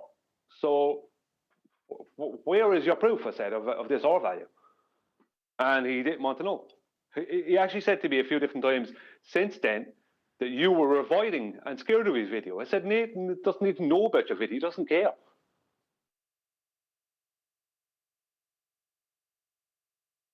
However, if he does want me to watch it specifically, he can pay me to watch it. I'll give up my time. Just, I don't know, £100. I'll watch your shitty video. No worries. But if he thinks I'm spending my time, a lot of them are under this. It's that. What's the word? If Owen was here, I'm sure it's something like gamma, but similar. It's not, but I can't remember which one. Where they genuinely think the world revolves around them. In other words, in this example, I think it is gamma. Is it? Yeah. Secret King. Right. Okay. If it is, it is. But they genuinely under the misapprehension that because they've made, in this example, a video about me, therefore, obviously, I've given it me, Nathan. I've given it my full attention, obviously, because they've made it about me. And you're like, no. Why not? I've made it's like the world doesn't revolve around you. Suddenly, because you've done something that you think has influence on me because you put my name on it, doesn't mean it does. But they're under the misapprehension that their influence is so overpowering and what's the word that's godly? Permeating? Omniscient. What's the word? Omniscient. I can't Omnipotent. say it. Omnipotent. That's the one. We got there in the end. Well, they're not. It's just like delusional. Nathan, the world doesn't revolve around him? Is that a heliocentric slip-up? Just a turn of phrase, Neil. Just a turn of phrase. I've found the bit. I've gone back in my notebook. So what it was a heliocentric satellite that they'd done all this stuff to calculate the differences to then demonstrate R. But as we pointed out, it was a satellite. So these things weren't off to infinity. Therefore, you did have to take into account the simple fact that there's a distance between them and one would drop in altitude more because it does have a physical location, this satellite. So I think I did the number I've got. I'm trying to read it here. It looks like when I redid the maths for him and took that into account and redid his angles, is all that was. That was it, wasn't it? Because he was going. It's only 2% off. It's only 2% off of what permanently. But when we redid the maths, instead of a whatever it was, I think it comes out as 2,142 based R. So he was miles out in the end, and I think he even admitted defeat on this. So I'd say unless they've gone off. He vaguely mentioned it, didn't he? Because I very distinctly remember you doing that. I remember us having a good chuckle after you'd done the maths. But when he came in and actually spoke to us, he almost disclaimed it like, well, I've done it, but I've also redone it, and it's much better now. Because we'd already debunked it. By we, I mean Adam. It's always a group we. Yeah, so I don't know what he's why he's bringing that old. Actually, like I say, he might have done it with a star, but even then, it's all supposition based, isn't it? If the Earth is a ball, then I can interpret this as this with this and this. No, but he can't. He's using an elevation angle. He's proving it's flat. Yeah. And as Brian just said, and we just discussed, he's also then put in a 7/6R, so all his straight lines are bent anyway by at least that much. It's just. Where did he get the R? Do you know what I mean? That's what I said to him. Circular reasoning, isn't it? Elevation angles. Circular reasoning. Angles to stars. Yeah, he's proving a flat Earth with his angles to stars, and he's circular reasoning his way around 7/6R when he's supposed to be measuring R. But I'll insert R to get it. You're like, what? But then you've got bent lines. And fundamentally, it's back to first year flat Earth, isn't it? The old pool table. Why are we measuring, looking at the balls when we want to describe what the balls are on? You know? Right. Exactly. Works the other way around by justification, in case anyone pulls us up. I was just about to round out, Adam. Thanks for that. We don't claim we can get heights and elevations of the moon and the stars. What we do is assert how it actually functions when utilising triangulation. And the first step in doing so is establishing a flat baseline. Your elevation angle proves Earth's flat. Now, if you want to take that further and imply that we're giving you heights of the star, we're not. Absolutely not doing that. What we are doing is saying, no matter who's doing it, us or you, you're establishing the Earth as flat in the first instance when you do it. Measuring an angle, that is. Anyone got any last remarks to that before I round out and ask people to stay tuned? I just want to say thank you to them. I have 3 things. 1, elevation angle. He's using elevation angles, so he needs flat Earth for that. 2, he's adding 7/6R, which requires R. He's supposed to be measuring R. 3, his first video involved something that's supposed to be thousands of miles away from a globe Earth in a heliocentric space. You can't have gas pressure without a container. With that, I'm going to say, if you are watching this on either Nathan Oakley 1980 or Nathan Oakley premiering streams, then stay tuned, as there will be an after show to follow. Unfortunately, if you are watching this live, this is where we bid you farewell. So a huge, massive, enormous thank you to all of you who smashed the super chat, liked, commented, shared, subscribed, joined as a Nathan Oakley 1980 channel member, and all that good stuff. Once again, stay tuned if you're watching on a premiering stream. I've been Nathan Oakley, and I'll see you all in the next video.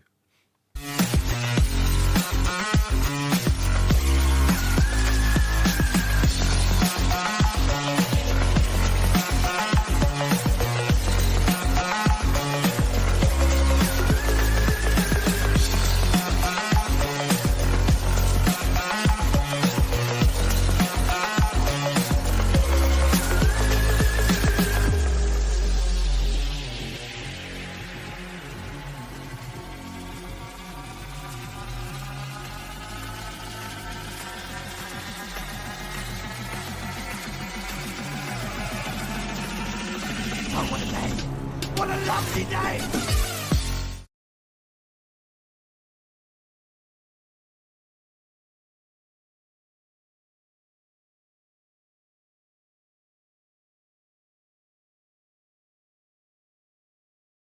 Oh, it's a lovely day. We asked George that like years ago. He was here discussing gas pressure without a container. One of us, I think it was me, asked, can you have a vacuum without a container? And of course, he stammered and all that. But yeah, you can't do that either, Globers. What's wrong with that?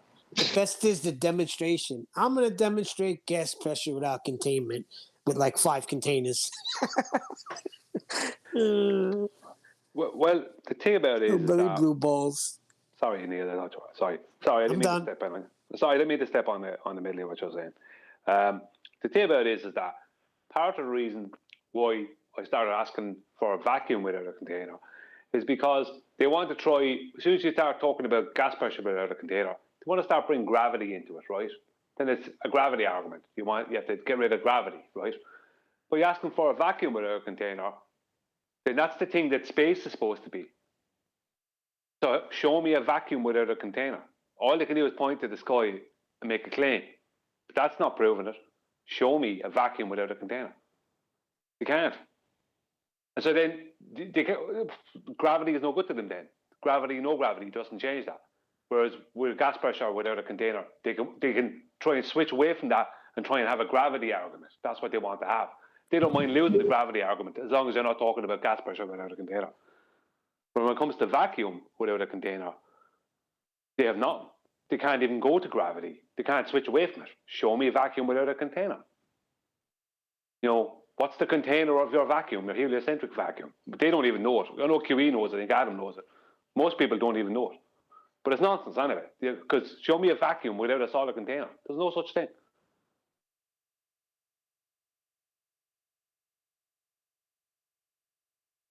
Yeah, but that's my point about the schooling, though, Brian.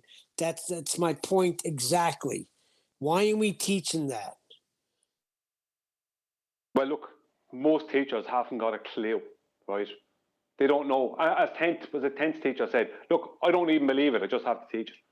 Most of them just turn up. You know, well, most of my teachers just to turn up with hangovers. I mean, they just want to just get it over with. Do you know what I mean? Yeah, Hey, I just shut up, get out. You know, that's it. Go on, sorry. Sorry. No, I'm sorry. Yeah, I just had to go make coffee for my wife, but I just showed up and heard Neil say it. I wanted to add to that, Neil. The children of Israel, when they were slaves in Egypt, retained their true beliefs because in the families and the synagogues and everything else that they could meet whenever they can, they never lost it. Whereas when they were in Egypt, they were under Egyptian rule, Egyptian education, Egyptian everything, right? So the whole point is, look at the world that way. It's full of lies. It's going to be full of lies. But it's up to you to find the truth and teach those who are willing to hear that truth. But at the same time, you're not leaving the lies. Every time you turn the radio on, TV, whatever, internet, you know lies are coming at you. News story headlines are lies. I mean, you just read them. So more people are waking up to this and realizing that they were enslaved all their life to lies. That's true. That's the big thing of it too. It's the TV, the news, the movies. I mean, you're saturated with it. Saturated with heliocentrism. Well, remember earlier on we were saying I was saying to you about how people like Charles Flatter Math will sit there and present themselves well and smile and tell an absolute lie, just like a news broadcaster. They just sit there, say whatever they have to say, don't care what it is, and it'd be a complete lie. Complete lie. What I do notice is people, due to the present circumstances we're not going to mention, people who are even older, in their 60s, are starting to turn off the television or switch away from the news because they can see that what they're being told is not true.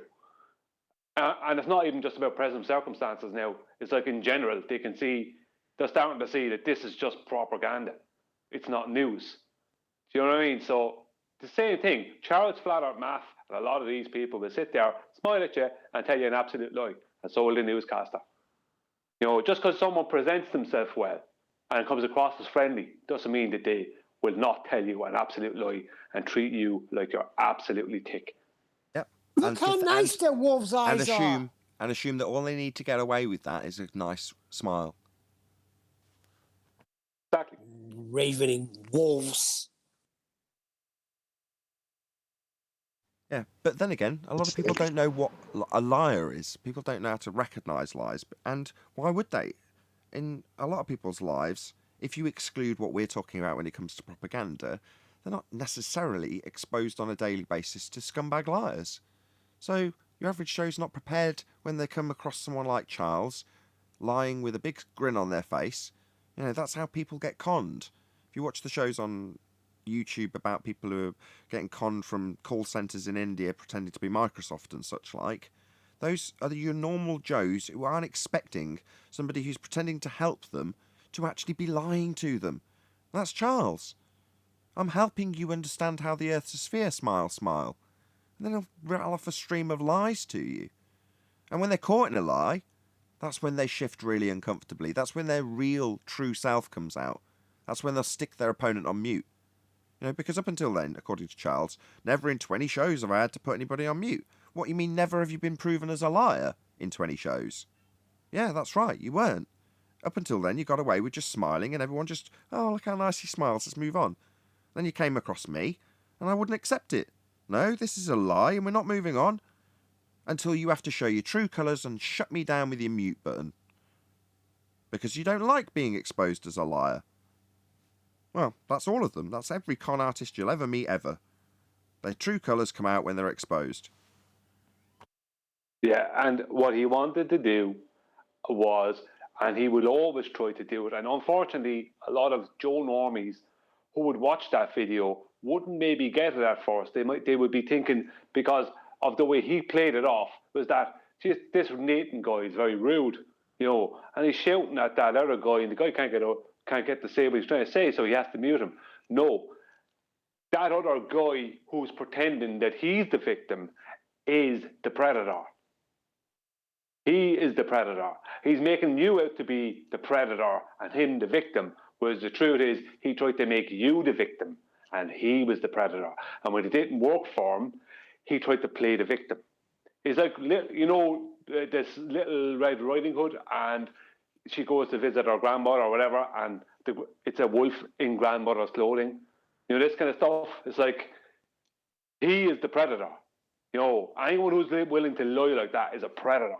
I said it to Rachie when she first kind of got into Flat Earth. I said, all these people, like, they smile and are nice and everything and we're ballers. I said, they're predators too. And she knows it now, I have no doubt. But these people, like, will smile at you and carry on as if they're civil, but they're predators. They want you to believe what they want you to believe, and they'll say anything to switch the narrative around. And if you won't go along with it, they'll attack you personally. The civil bit is the bit that Charles leans on. Well, I'm very civil. Therefore, you can trust me when I lie to your face. It's like me? Well, I'm definitely not civil. I am when someone is genuinely deserving of it and they have my respect. That's when I'll be civil with them. But as I said to Charles, someone lying to my face isn't civil. You know, the experience we all have in life is that our good friends, people who are loved ones, will listen to a false story that was delivered civilly, come in our presence and say, hey, did you know what I just heard on the news? Or, hey, a friend at work told me this. And then that just gets passed around because we trust our friend. And what's lacking is discernment and critical thinking. And so if someone comes and says something, you say, wait a minute, are you saying that you are firsthand witness of this? No. Well, who told you? Well, this guy. Well, is he firsthand witness? No one does that. It takes too long to go back down or up the rabbit hole to figure out where the thing started. So if you don't have a basis of knowledge that you can discern from a lie and the truth, you're just going to buy everything. And you're going to pass it on to your friends. That's most people. Most people are in that position. They're trusting because they don't need to not be. Well, they're also usually trusting because they're trustworthy, and they ascribe within others characteristics of themselves. Exactly. They don't. But the news does the same thing as NASA, and NASA does the same thing as the news. When you're trying to deal with one BS claim they're after making, they have another one coming out as you're trying to deal with that. You know, NASA will claim 50 million mock bullshit things about our supposed heliocentric universe, and the news will do the same thing with other topics. But you're trying to deal with one claim they make, and they have another one coming out as you're trying to deal with that, and four more waiting in the wings to come out. So by the time you deal with one, there's have to be 6 more come out anyway. You know, that's cool. So people don't even get it. Yeah, it's cool. Yeah, it's tactical. Yeah, it's completely. And it's psychopathic. So it's equivalent to gaslighting somebody. I had a person who's a flat earther recently, and I've been in dialogue with this person and always texting or calling, asking questions. And he sent me the story of some satellite in space from NASA. It was a headline story.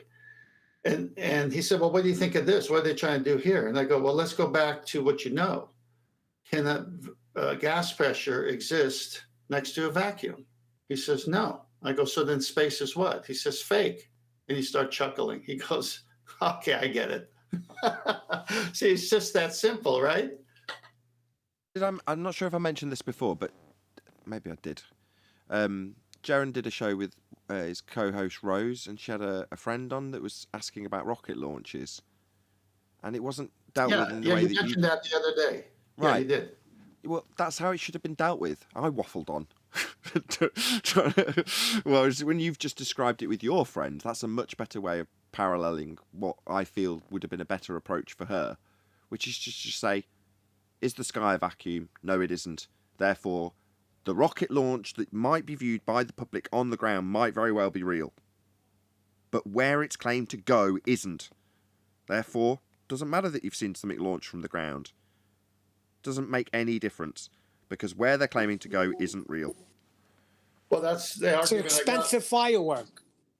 Yeah, this doesn't even involve the rocket like the show you're referencing. But I got that argument from listening to you, Nathan, sharing just logical thinking skills. And if space is a vacuum and you have Earth with gas pressure and there's no barrier between them, because to them we're in an open system, how else do rockets get out, right? So that means if the rockets can get out, the air can get out. Well, how come the air's not getting out? Because the rockets aren't getting out, and the space they're claiming they're getting out to is fake, because we'd all be dead if it was real. Yeah, I gotta admit, I got it from Nathan too.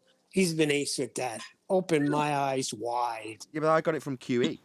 You know, it doesn't matter who you got it from. When you put the argument forth, it didn't matter to 10th when he put that argument forth that he got it from me and I got it from QE and QE got it from someone who opened his eyes to this entire subject. It doesn't matter. What matters is that in that moment, it's your argument, 10th man's argument. I agree.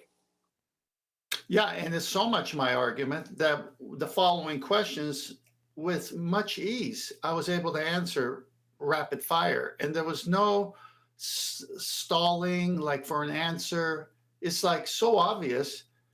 Okay, you're right. If we have a vacuum next to air pressure, that can't ever happen, which means we'd all be dead. So we must not have a vacuum next to air pressure. We must be contained to have air pressure. I go, exactly. Well, go study some gas laws and tell me how you can have gas pressure without any containment. Just come back with one. I'd love to see it if you can find it.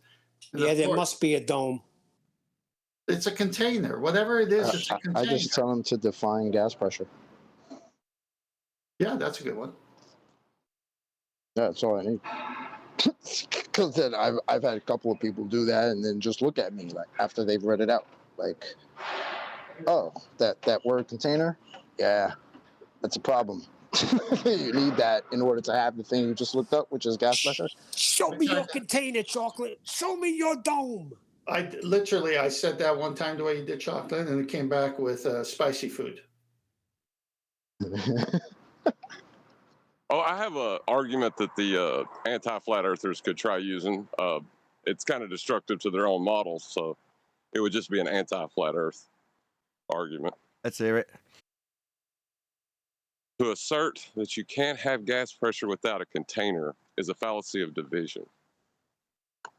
Just because it's true of the parts of the system doesn't mean it's true of the whole.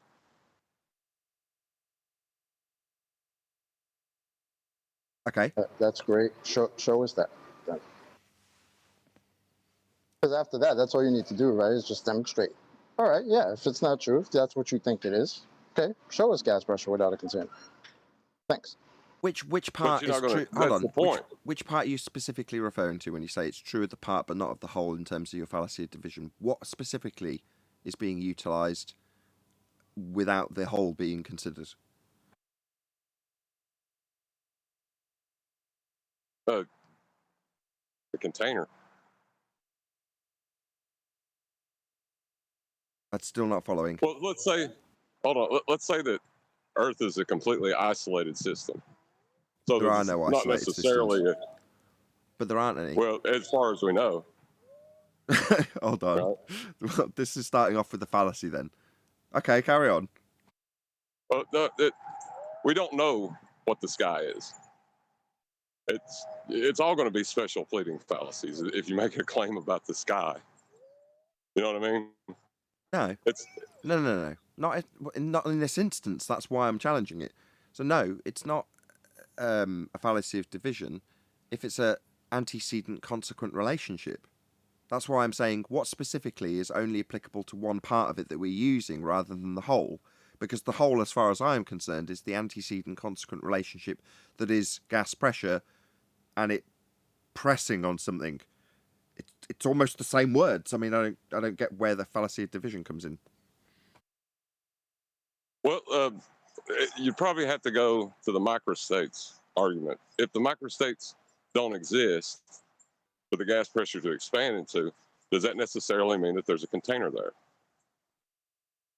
Well, could temperature stop the gas expanding into a vacuum? No. Hold on. No, just go back. Go back. I'm asking that for a reason. No, he's got something here. Go on, Adam. And can you give it goes back to the same point. Can you give an example where microstates are not available without containment? It's the same.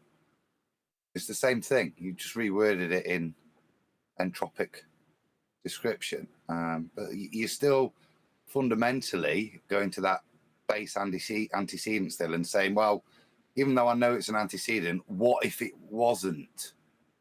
But I don't see how you. Furthermore, the only way I can fathom out his description is in a heliocentric model, which is probably why he's done it this way, which is to say that we've got gas reaching the Kármán line, and then what they describe as space, this is where it veers off from being heliocentric, isn't an availability of microstates.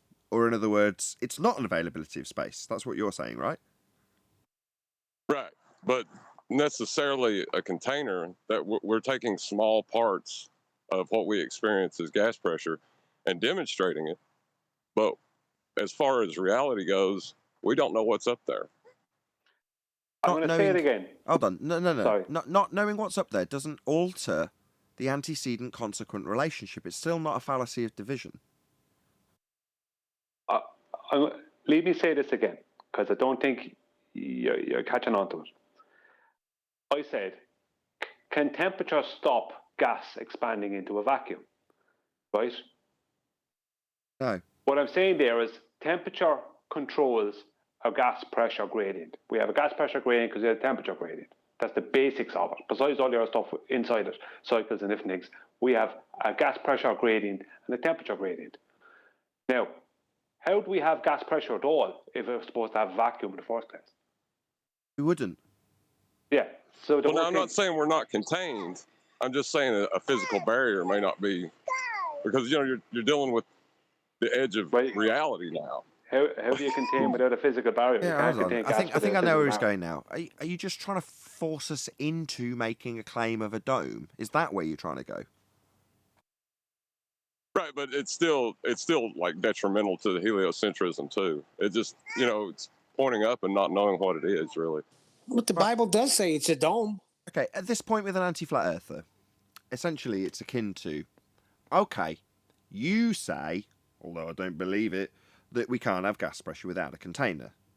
Well, I'll preface that by saying it's an antecedent consequent relationship, so it's an absolute certitude that if you've got gas pressure, it's going to be pressing on something.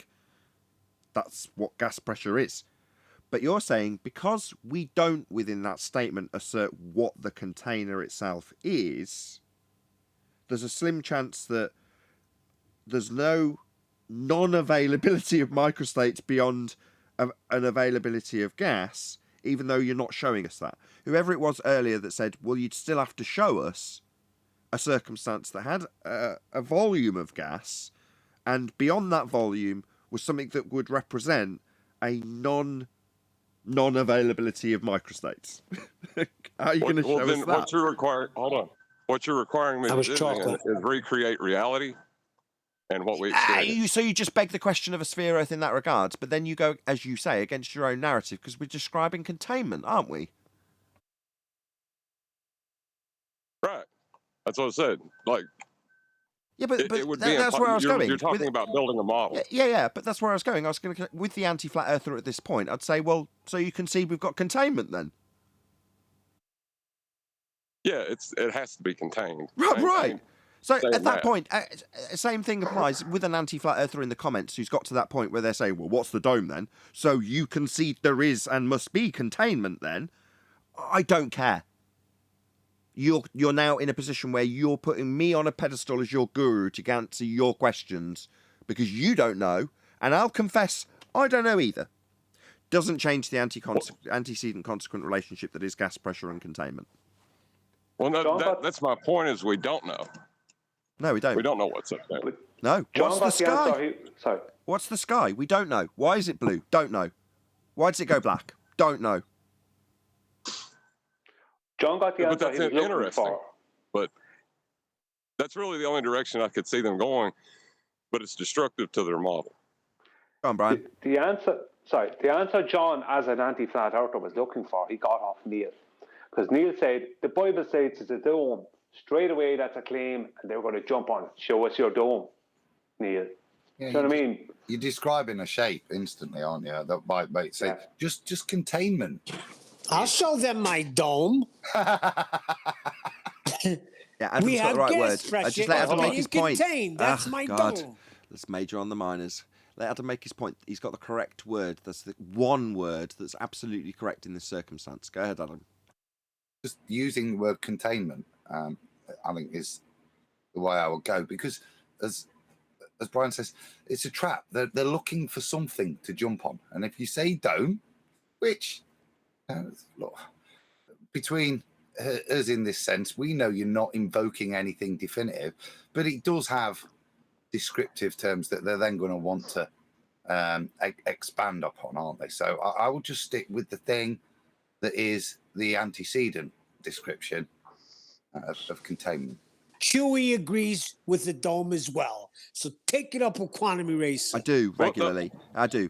Containment. He agrees. You can put this to him. He'll agree with me. The word is, as Adam said, containment. We must have containment. I agree with a dome. Oh, go on, Huey. Put it to me. Who is it's not straw manning him, is it? But if they want to put it on his behalf to QE in regards to a dome, who's going to postulate this? I'll do it. Go on then. What's the problem? Let's see. Colton, don't tease. You're hot mic. Hold on. Sorry, it's under control. It's not an easy formulation. Go ahead, John. John and QE only. Go ahead, John. Hold on. It's not an easy formulation because it's a complex problem. Give me just a second. There's no complex problems. Man makes them complex because he's a numpty dipshit. Neil doesn't see a problem with saying dome. Correct. Right? Well, show me the dome that you're claiming when you say dome. Doesn't have to show it to you. Doesn't have to show it to you. It's necessary antecedent consequent relationship. If somebody slaps a filet mignon down on my plate, right, the necessary antecedent, as we all know, is a cow. Now, if that person sits down, he's watching me eat the filet mignon, and he says, listen, you're going to have to give me some pedigree information on that cow. I need to know the color of the cow, the weight of the cow, where the cow is, or that filet mignon you're eating doesn't exist. False equivalence. No, it's not. I'll tell you why. Go ahead. Okay. In this circumstance, nobody has ever said or cited that gas pressure requires a dome. Gas pressure requires a container. The dome is just... yeah. You see how we're flip-flopping between these two terms now suddenly? Dome. Container and a dome, that's majoring on the minor horseshit. Says you. Dome, my point container, is same thing. that dome's a claim you've made. But dome, container, same thing. It's a container. The dome's a container. No, it's not.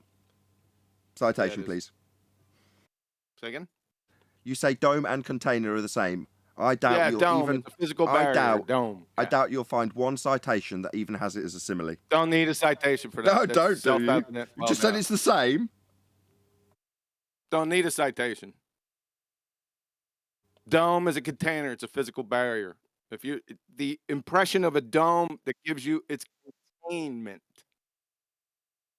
I can read your definition of a dome. Sorry, I still disagree. Definition of a dome is a rounded vault forming the roof of a building or structure, typically with a beat me to it. base. A milk jug is a container. Does that mean that we're in a milk jug? No.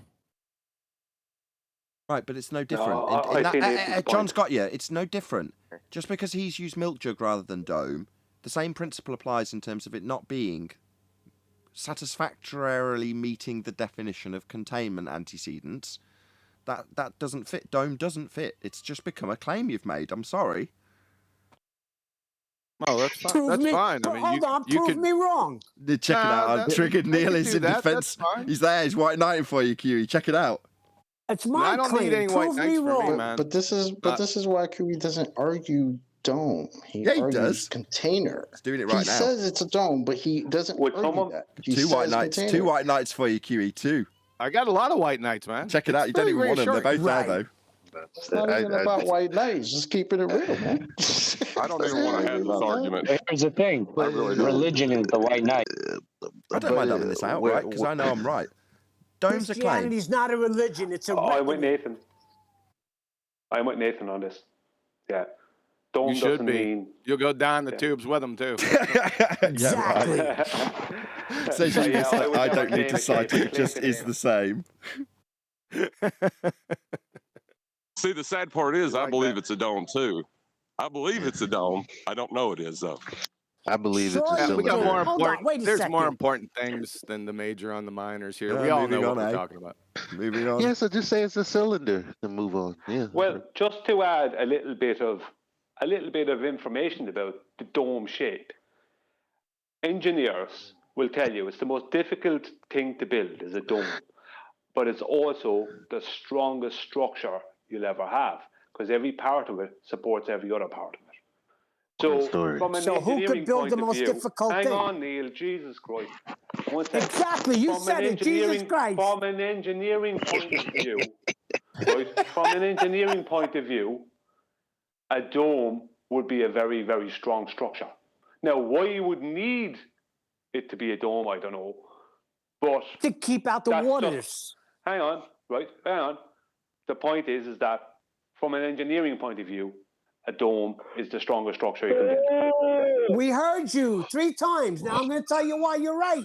Because who else could make the most difficult structure but Almighty God? Right, this difficult structure nobody's seen hasn't been proven, and now, even though QE said You're we're moving living on, in it, Nathan. what we're actually going to do is move under the safe assumption we've got a dome now, and we're going to describe how difficult it is to make that dome, and only God could make this dome that we haven't seen, nobody's validated, we're just assuming, and it's definitely not the definition of containment. You're living in it. You're breathing. You got your show in it. You better well prescribe to a dome. This is bollocks. Well, A very wise man once said. the triangle is the Hold on, there's strongest a joke structure. here. A very wise man once said, "There's a lot of numpty dipshit flat earthers out there." It's very true. You know I'm doing it to get under your skin, Nathan. You're not getting under my skin, Neil. I assure you. I've got no fundy faith in a dome. You have. It's interesting that people ascribe. Go on, Eli. Sorry, I was just gonna say I just think that there's a relationship between the sky and the ground. I think they're running parallel. No, that's the stars in the ground. That's not necessarily the sky. You're equivocating. Why? Well, It's not equivocation. Because the stars ain't necessarily the technically, sky. I guess, because I think that they're projected, but whatever. So if I didn't, the only alternative is that they're physical structures on an even surface. No one's going to win these arguments. Hold on. Right, it's nonsense versus stop. Everyone stop. Just Stop. One point, because I want to attack your Right, understanding. let's stop. on that. Everyone be quiet just for 1 second. Right, what we've just had claimed, right, is what we avoided in the live show, which is the flat earthers' claims of heights of the stars. Now, when Eli says they're running parallel, that's how they're utilised for triangulation. But to assert they actually are is a very different step that you're taking. Now, I wouldn't take that step. That's up to you if you do. But then we're into nonsense versus nonsense claims. That's what we're into. Right. None of us know. We're talking about something we can't even prove exists outside of just sight. Well, Exactly. just before Adam says... The point that we're all pre-assuming is like an 18th century depiction. And most people work on that depiction that's done in the 18th century of Sheol and the heavens, that diagram. The oldest Jewish pictures depict a square box for all of this containment, and the expanse, rakia, firmament, as you want, is flat, as it says in other scripture as well. I think the Quran talks about it being rolled, the heavens are rolled out, and when Jesus returns, Isa returns, they'll be rolled back again. There's a lot of stuff that just we assume rakia now to be a solid dome, but I don't think the assumption was in the past. And I think if you look at other bits, there's no intonation there as to shape, other than, to be honest, just it being flat from my study that I can see. I'm done. Well, I would say, to back up what Adam is saying and what Eli said, I know I said what I said earlier about the dome thing. That doesn't mean I believe in anything. I'm just saying that I just said that just to add a bit of balance. But when we use triangulation, right angles to celestial bodies, we can never get any particular height to them. So to me, that suggests that they're all at the same height. That's purely a perspective thing. Okay. Objection. That would be fine if they were. That would be fine if they were. The stars are not the container. That's not the point I'm making, though. No, he's on a sidetrack, John. But you're right in regards to the last point, and I'd agree with you on that score. That's why I said it was nonsense versus nonsense at that exact point. But he's not making that point. Brian's saying, in terms of the way they're being utilised, he can infer on a sidebar that they're at the same height, because I didn't really understand how moving their height with angle makes them the same height. But go on. Well, yeah, because they are no particular height. There is no definite particular height to them. You know, they're no different in height to you when they're at their 90 or they're 20 degrees above the horizon. You can't state any particular height for them. So because you can never state any particular height, and you have to use elevation angles, right? So you can never state, and because you can't state any particular height, that suggests that they're all at the same height. And it's just a perspective issue. That's a non sequitur. Yeah, I think it's non sequitur also. How is it? Because I just don't see how it... You tell me how you being able to draw a line to them and then move 20, 30, 60 miles and then draw a different line to them, how that influences they've got a physical position that's all the same. Not necessarily physical. Don't take that bit. Yeah, well, I'll put it this way, right? Let's just say I look at a star at 89 degrees to me right now. I wouldn't be measuring something 89 degrees, but let's just say I could, right? That'd be a very strange angle. Then that is only like 10 degrees, right? Oh, sorry, 1 degree. Sorry, 1 degree, right? That'd be 60 nautical miles. So the GP of that star is 60 nautical miles.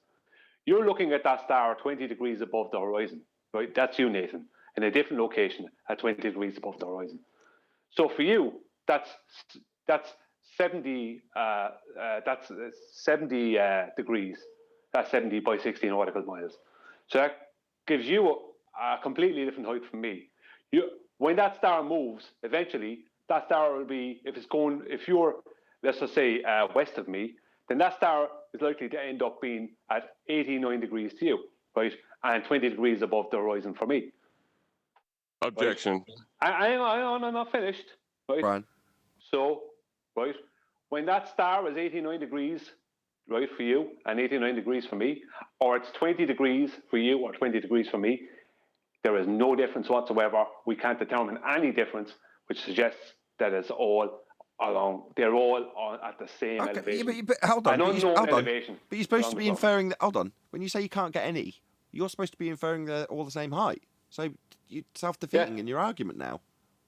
You beat me to it. No, I'm not.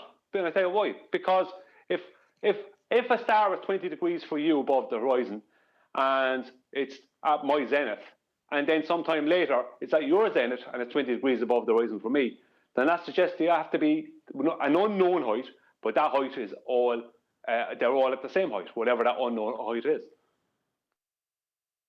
If we can get them a height, considering we don't know what they are. No, the problem here is you said that they're all at different measurable heights, then you said they're all the same heights. That's a non-sequitur. No, I didn't say that. I said, well, what I said was that they are of no particular height, is what I said. Well, if they're at no particular height, they can't be at the same height. I know that they're physical. Is the point? Right. Yes. Let me support you. Thank you, Adam.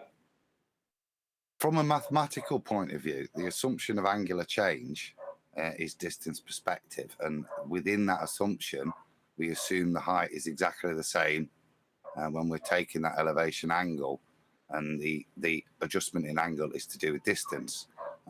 We wouldn't be able to do the calculation if they weren't working on the same level plane above us. Hold on, I'll rebut that. When you raise an altitude, how much do you adjust for that altitude, and how much you've risen in it? That's part of the rendering, but within the hold on, how much? Hold on, Adam. What he's asking is, if you're doing this and you're measuring an angle from 30,000 feet, it doesn't in any way alter the distance on the ground that you'll travel in nautical miles. But if they were at a particular height, it would. Correct. Right. Well, that defeats Brian's position, does it not? No. Brian's not saying that they're at a particular height. He's saying they're all at the same non-particular height. That's nonsensical. That's going to make my skin crawl. Hold on. How can things be at the same non-particular height? That sounds like a contradiction in terms. Because because the way the heavens render for us, the fact that they don't move, whatever our altitude, that we don't have to deal with that. What we're dealing with is a measurement that we can translate to the plane. Then this is part of it. Within all of the calculations, the height doesn't work anyway. You can't calculate a height, but what you do assume is that the angular change occurs across a flat plane, and the angular change relates to distance. Agreed. I get it. No, I totally agree. I agree. What you're utilising is a parallel surface. In other words, you've got a ceiling. I get that. That's how we use it and transpose it onto the ground. That I totally get. But when you invert that and try and infer anything about the stars and their actual heights, that's where I say, no, nothing you're going to say. You can't. Well, that's what I'm saying, and that's what John's saying. But how do you agree that there's a ceiling, and you were saying that you can't? Shut up, chocolate. Go away. Hold on, no. Let me serious. rephrase. How is it? Because someone you rumpus chocolate. He's going to have me over a barrel here. Fuck off, chocolate. You could no. How do you assert? You could know you could have a ceiling, but you don't know how high that ceiling is. How do you assert the Excellent, chocolate. I'm going to edit out that I said ceiling. Right, that's getting edited out. Fuck you, chocolate. He's got me over a barrel here, the bastard. Thank you very much. Well, I like to ask a question. When you use a trigonometric function and you solve for the opposite, you will get a different height depending on the angle to that star. Yeah, but then you're not transposing it onto the ground. Then you're actually utilising the stars and reifying them. That's not what you do when you triangulate. At no point are we locating a star. We're using the stars to locate points on the ground, but we don't locate stars. So we can't say they're all the same height. Exactly. What we're using is the star's GP. We're not using the star, but we are. We're fucking measuring the angle to it. But we're not, because we're actually using its GP because we're translating it down onto the ground in nautical miles, as opposed to saying, well, the star is X height. That's not what you're doing. What we can say, John, is that within the mathematics that we use to calculate it, it assumes that the star is on a flat plane when we measure its angle change, that they're all at the same height, irrespective of what that height is. They're all on that same plane, and the rendering along that plane when we Which is exactly what Brian was saying. And because of fucking chocolate, I've got to agree with Brian now, haven't I? Hold on. No. When you assert, Brian is about to prove his claim. When you're ready. When you assert a height, right, you're talking about geometry, are you not? Yes. Are you asserting that stars have geometry now? I'm not asserting height. No, but yes. No. No, but yes. We're utilising their geometry and transposing it onto the ground, and it works. When you try and do it the Sounds other like way around and reification, it infer the works. height of the star, it doesn't work because you haven't got an actual physical position. So it can't be the same position if it's not an Nathan, actual you sound position. like a baller. Can I ask this question though? We use the stars to navigate on the surface, right? If these stars were changing height differently between all of them, would these distances work? Would we be able to use them to find out where we are? We can't answer that. Well, that's a good question, but we can't answer it because all we do know is the location that the star is above at a given time. That's its GP. That's what we do know. I can answer a bit to that. Chocolate's correct. We would expect to see a parallax within the stars if they were on separate disks at different distances, all rotating. You would expect to see parallax then. If they were geometric objects, you got to put that disclaimer in. Yeah, totally. Can I show you what? It's a rendering, and that's the majesty of it. Brian, you know you've already won, right? We've already conceded you were correct, and we were. Well, John hasn't yet. No, John hasn't yet. But I'm just going to go. You are reifying a model and making a claim about something you don't have a clue what it is. Okay, the red arrow is Nathan, right? And the blue arrow is me, right? And now I'm going to change my arrow, that is looking at a star that's, let's just say, 85 degrees, and I'm going to bring it to here, to where Nathan is. And now that makes it, I don't know, 50 degrees, 45 degrees, whatever. And I'm going to do the same with Nathan's one. He's at 85 degrees, and now he's at a different one. But I would like to go ahead and respond how we respond to globe earthers with this. That's an interesting model you have there. Well, what does that prove? Well, the point is that if I go back again, oh no, I don't want to move that. The point is that this one here, me and Nathan, here me in the blue and Nathan in the red, we're both looking at, sorry about this nonsense. Sorry, 1 second. This stupid things. Right, we're both looking at the same star, right? My angle to it is completely different from Nathan's. Yes, the star, right, is in the same location. Now I'm going to change that, right, to here. Me looking at the star at the same angle Nathan was, and Nathan looking at this star here at the same angle I was. Yet it's all across a flat plane. We can't do that. You can use the do that. That's right. Can't do that if it's not flat. It won't work. You can use a trigonometric function right there in your diagram to get the height of that star in your example. Why don't you do that? Because the height is going to change all the time. That's the point. Right. There's no particular height. We're going round in circles. How Brian's just described it's accurate. That's how we do it. But then when John comes along and says, but when you work outside the constructs and confines of this model and reify part of it in an aspect it's not being used for, you are then guilty of reification.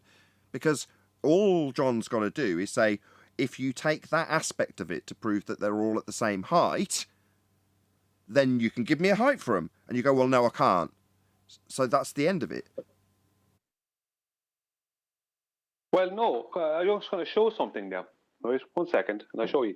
I'm after changing it to an angled, let's say, an angled line. So this is 85 or whatever, and here's Nathan over to me, right? And now there's Nathan's 85. And there's me over to Nathan. They're two different angles. Yeah, that wouldn't work. I agree. So you're saying if it had a sloped roof, it wouldn't work. It has to be assumed to be a parallel line to the GP with 90 degrees, meaning that you've got a flat roof when you do this. I agree. But then when you work I disagree. Go on. No, it's got whatever we see and how the stars render has nothing to do with the shape of the roof. I only say Correct. flat in terms of mathematical calculation. Exactly. That's where I was going, Adam. Precisely. So math is reality, right? No, just because you're utilising and assuming in this mathematical derivation for the ground position that the sky has got a flat roof for the mathematics doesn't mean you can then take that and work outside the constructs of this convention to give you an actual flat roof. It does not work that way. So let me give a wild, let me stands. give a wild point that I can't really call a legitimate point. So everything is level. The ground is level. When you see the clouds, the clouds are everything is level. Like it doesn't matter what height you have water at any height, it's going to be level with the horizontal with the horizon, right? But when it comes to the sky, which we also use as an assumed plane, it might not be that. Correct. That's whack. It's whack. Well, no, there's nothing whack about it. It's intangible.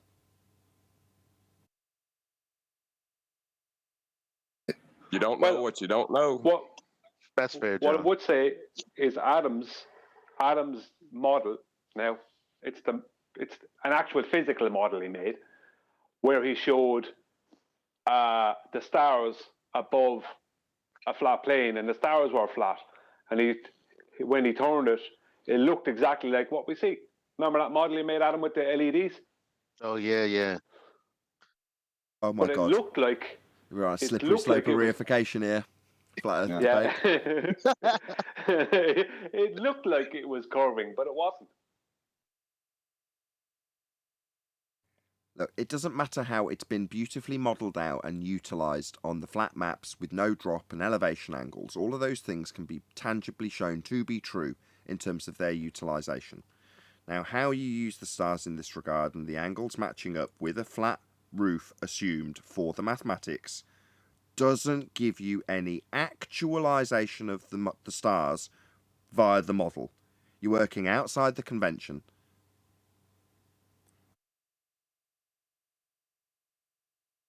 Beautiful, Adam.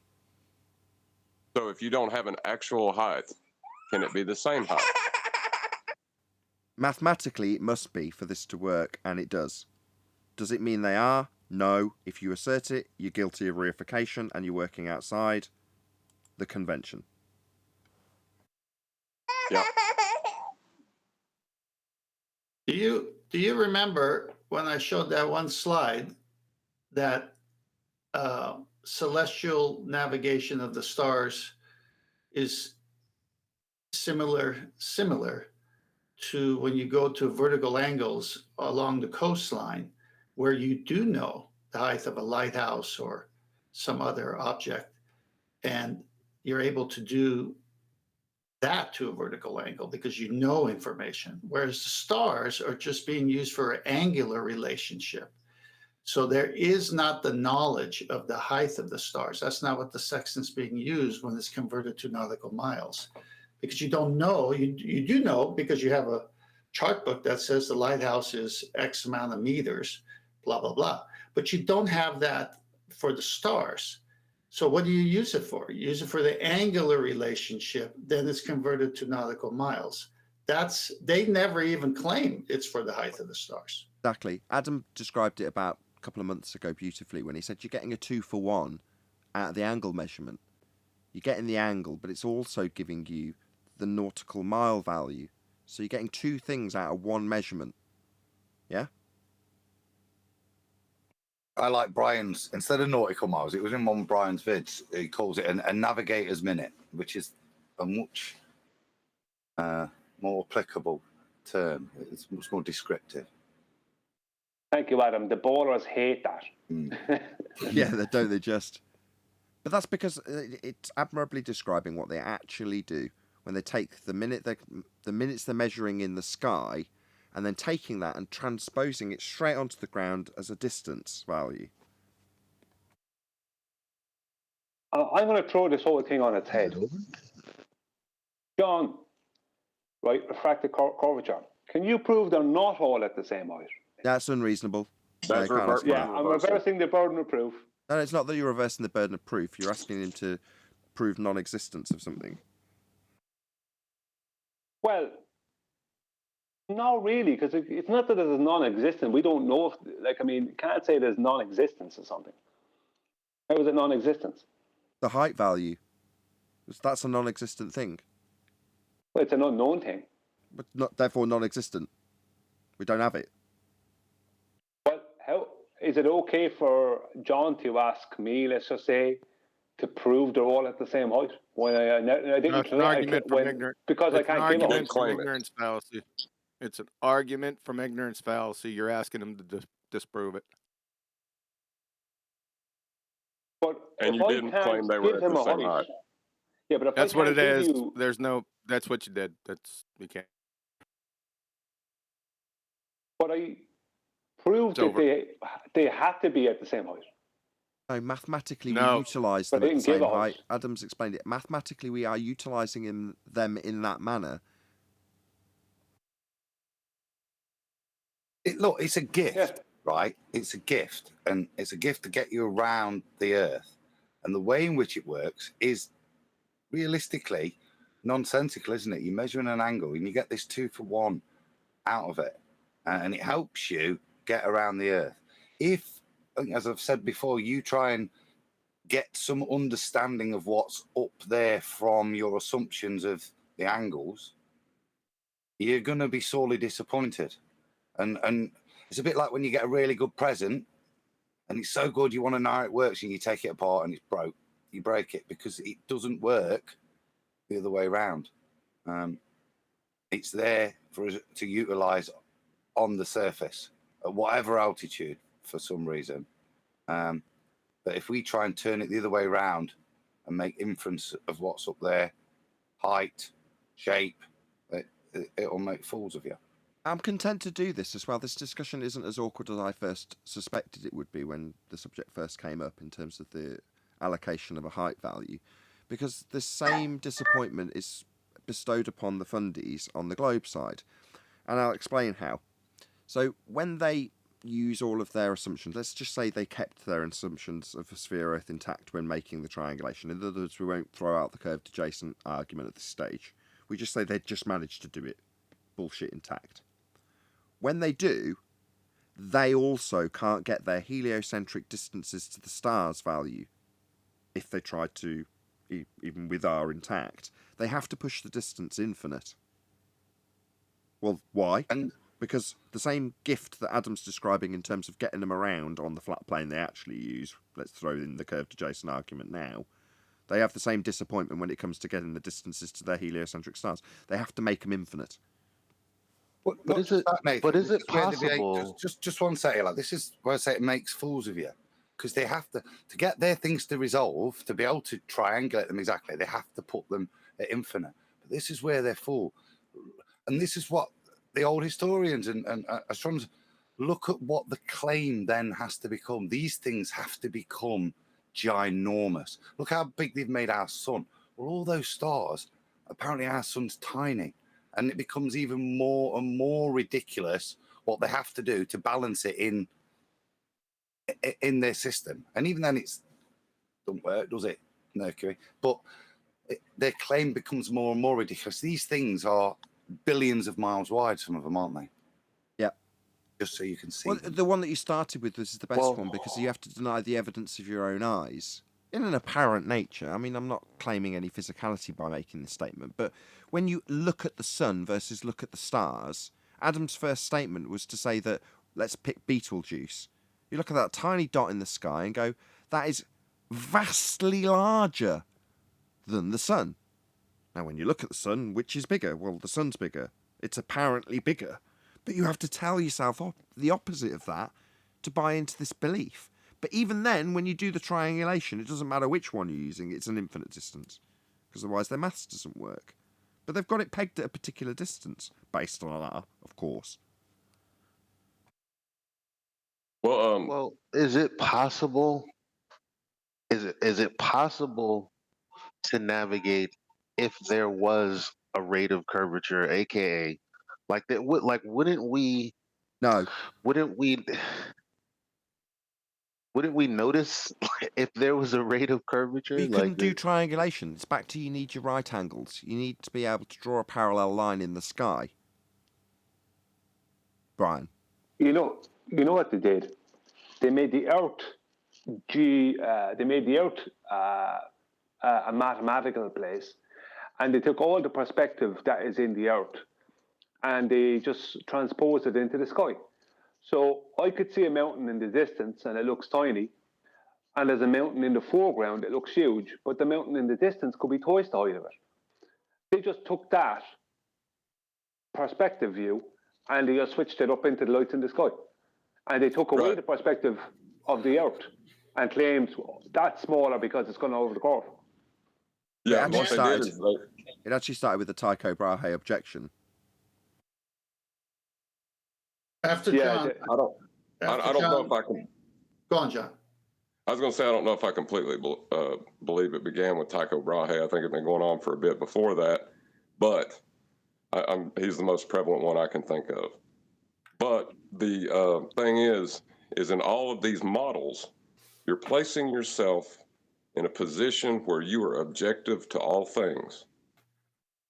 And as it says in the Bible, were you there when he measured its breadth, its depth? What was it he said to Job? That would be really useful right now. That's a huge chapter. I think it's 38, 39. We can read it. It's beautiful. I've read it once before, a couple of years ago. But I'd like to add something to this, if I may. A sextant is a protractor, glorified protractor. So imagine you have a plastic one in your hand. How high is 90? How high is 90? Good one. How high is 90? With a plastic protractor in your hand. How 90 isn't a height? What are you talking about? That's my point. The whole point is you can use a plastic protractor on a piece of paper and figure out angle and angular relationships to things. And now you're using a sextant, a glorified protractor, to do the very same thing. It's about the ground and the position from the angles that you get from the stars to know when the GPs of those stars are over the plane we live on. It's the angular relationship that they've devised that converts into nautical miles that tells you the zenith of the star and the zenith of the observer. That zenith distance is the purpose of the zenith. It's not made for height of anything. Right, and those parallel zeniths are the bit that preclude it from working on a sphere, Eli. You can't have parallel zeniths on a sphere. It's a dome. Exactly. I was just gonna say, footstools are typically flat for your feet to rest on. And I got news for you. The stars are physical, and I could prove it. No. Whatever. With that, I'm going to say a huge, massive, enormous thank you to both Discord and G+ panels for making today's after show possible. And of course, a massive thank you to all of you in either Nathan Oakley 1980 or Nathan Oakley Premiering streams for hopefully smashing the super chat, liking, commenting, sharing, subscribing, hitting the PayPal link, joining as a Nathan Oakley 1980 channel member, and all that good stuff. I've been Nathan Oakley, and I will see you all in the next video.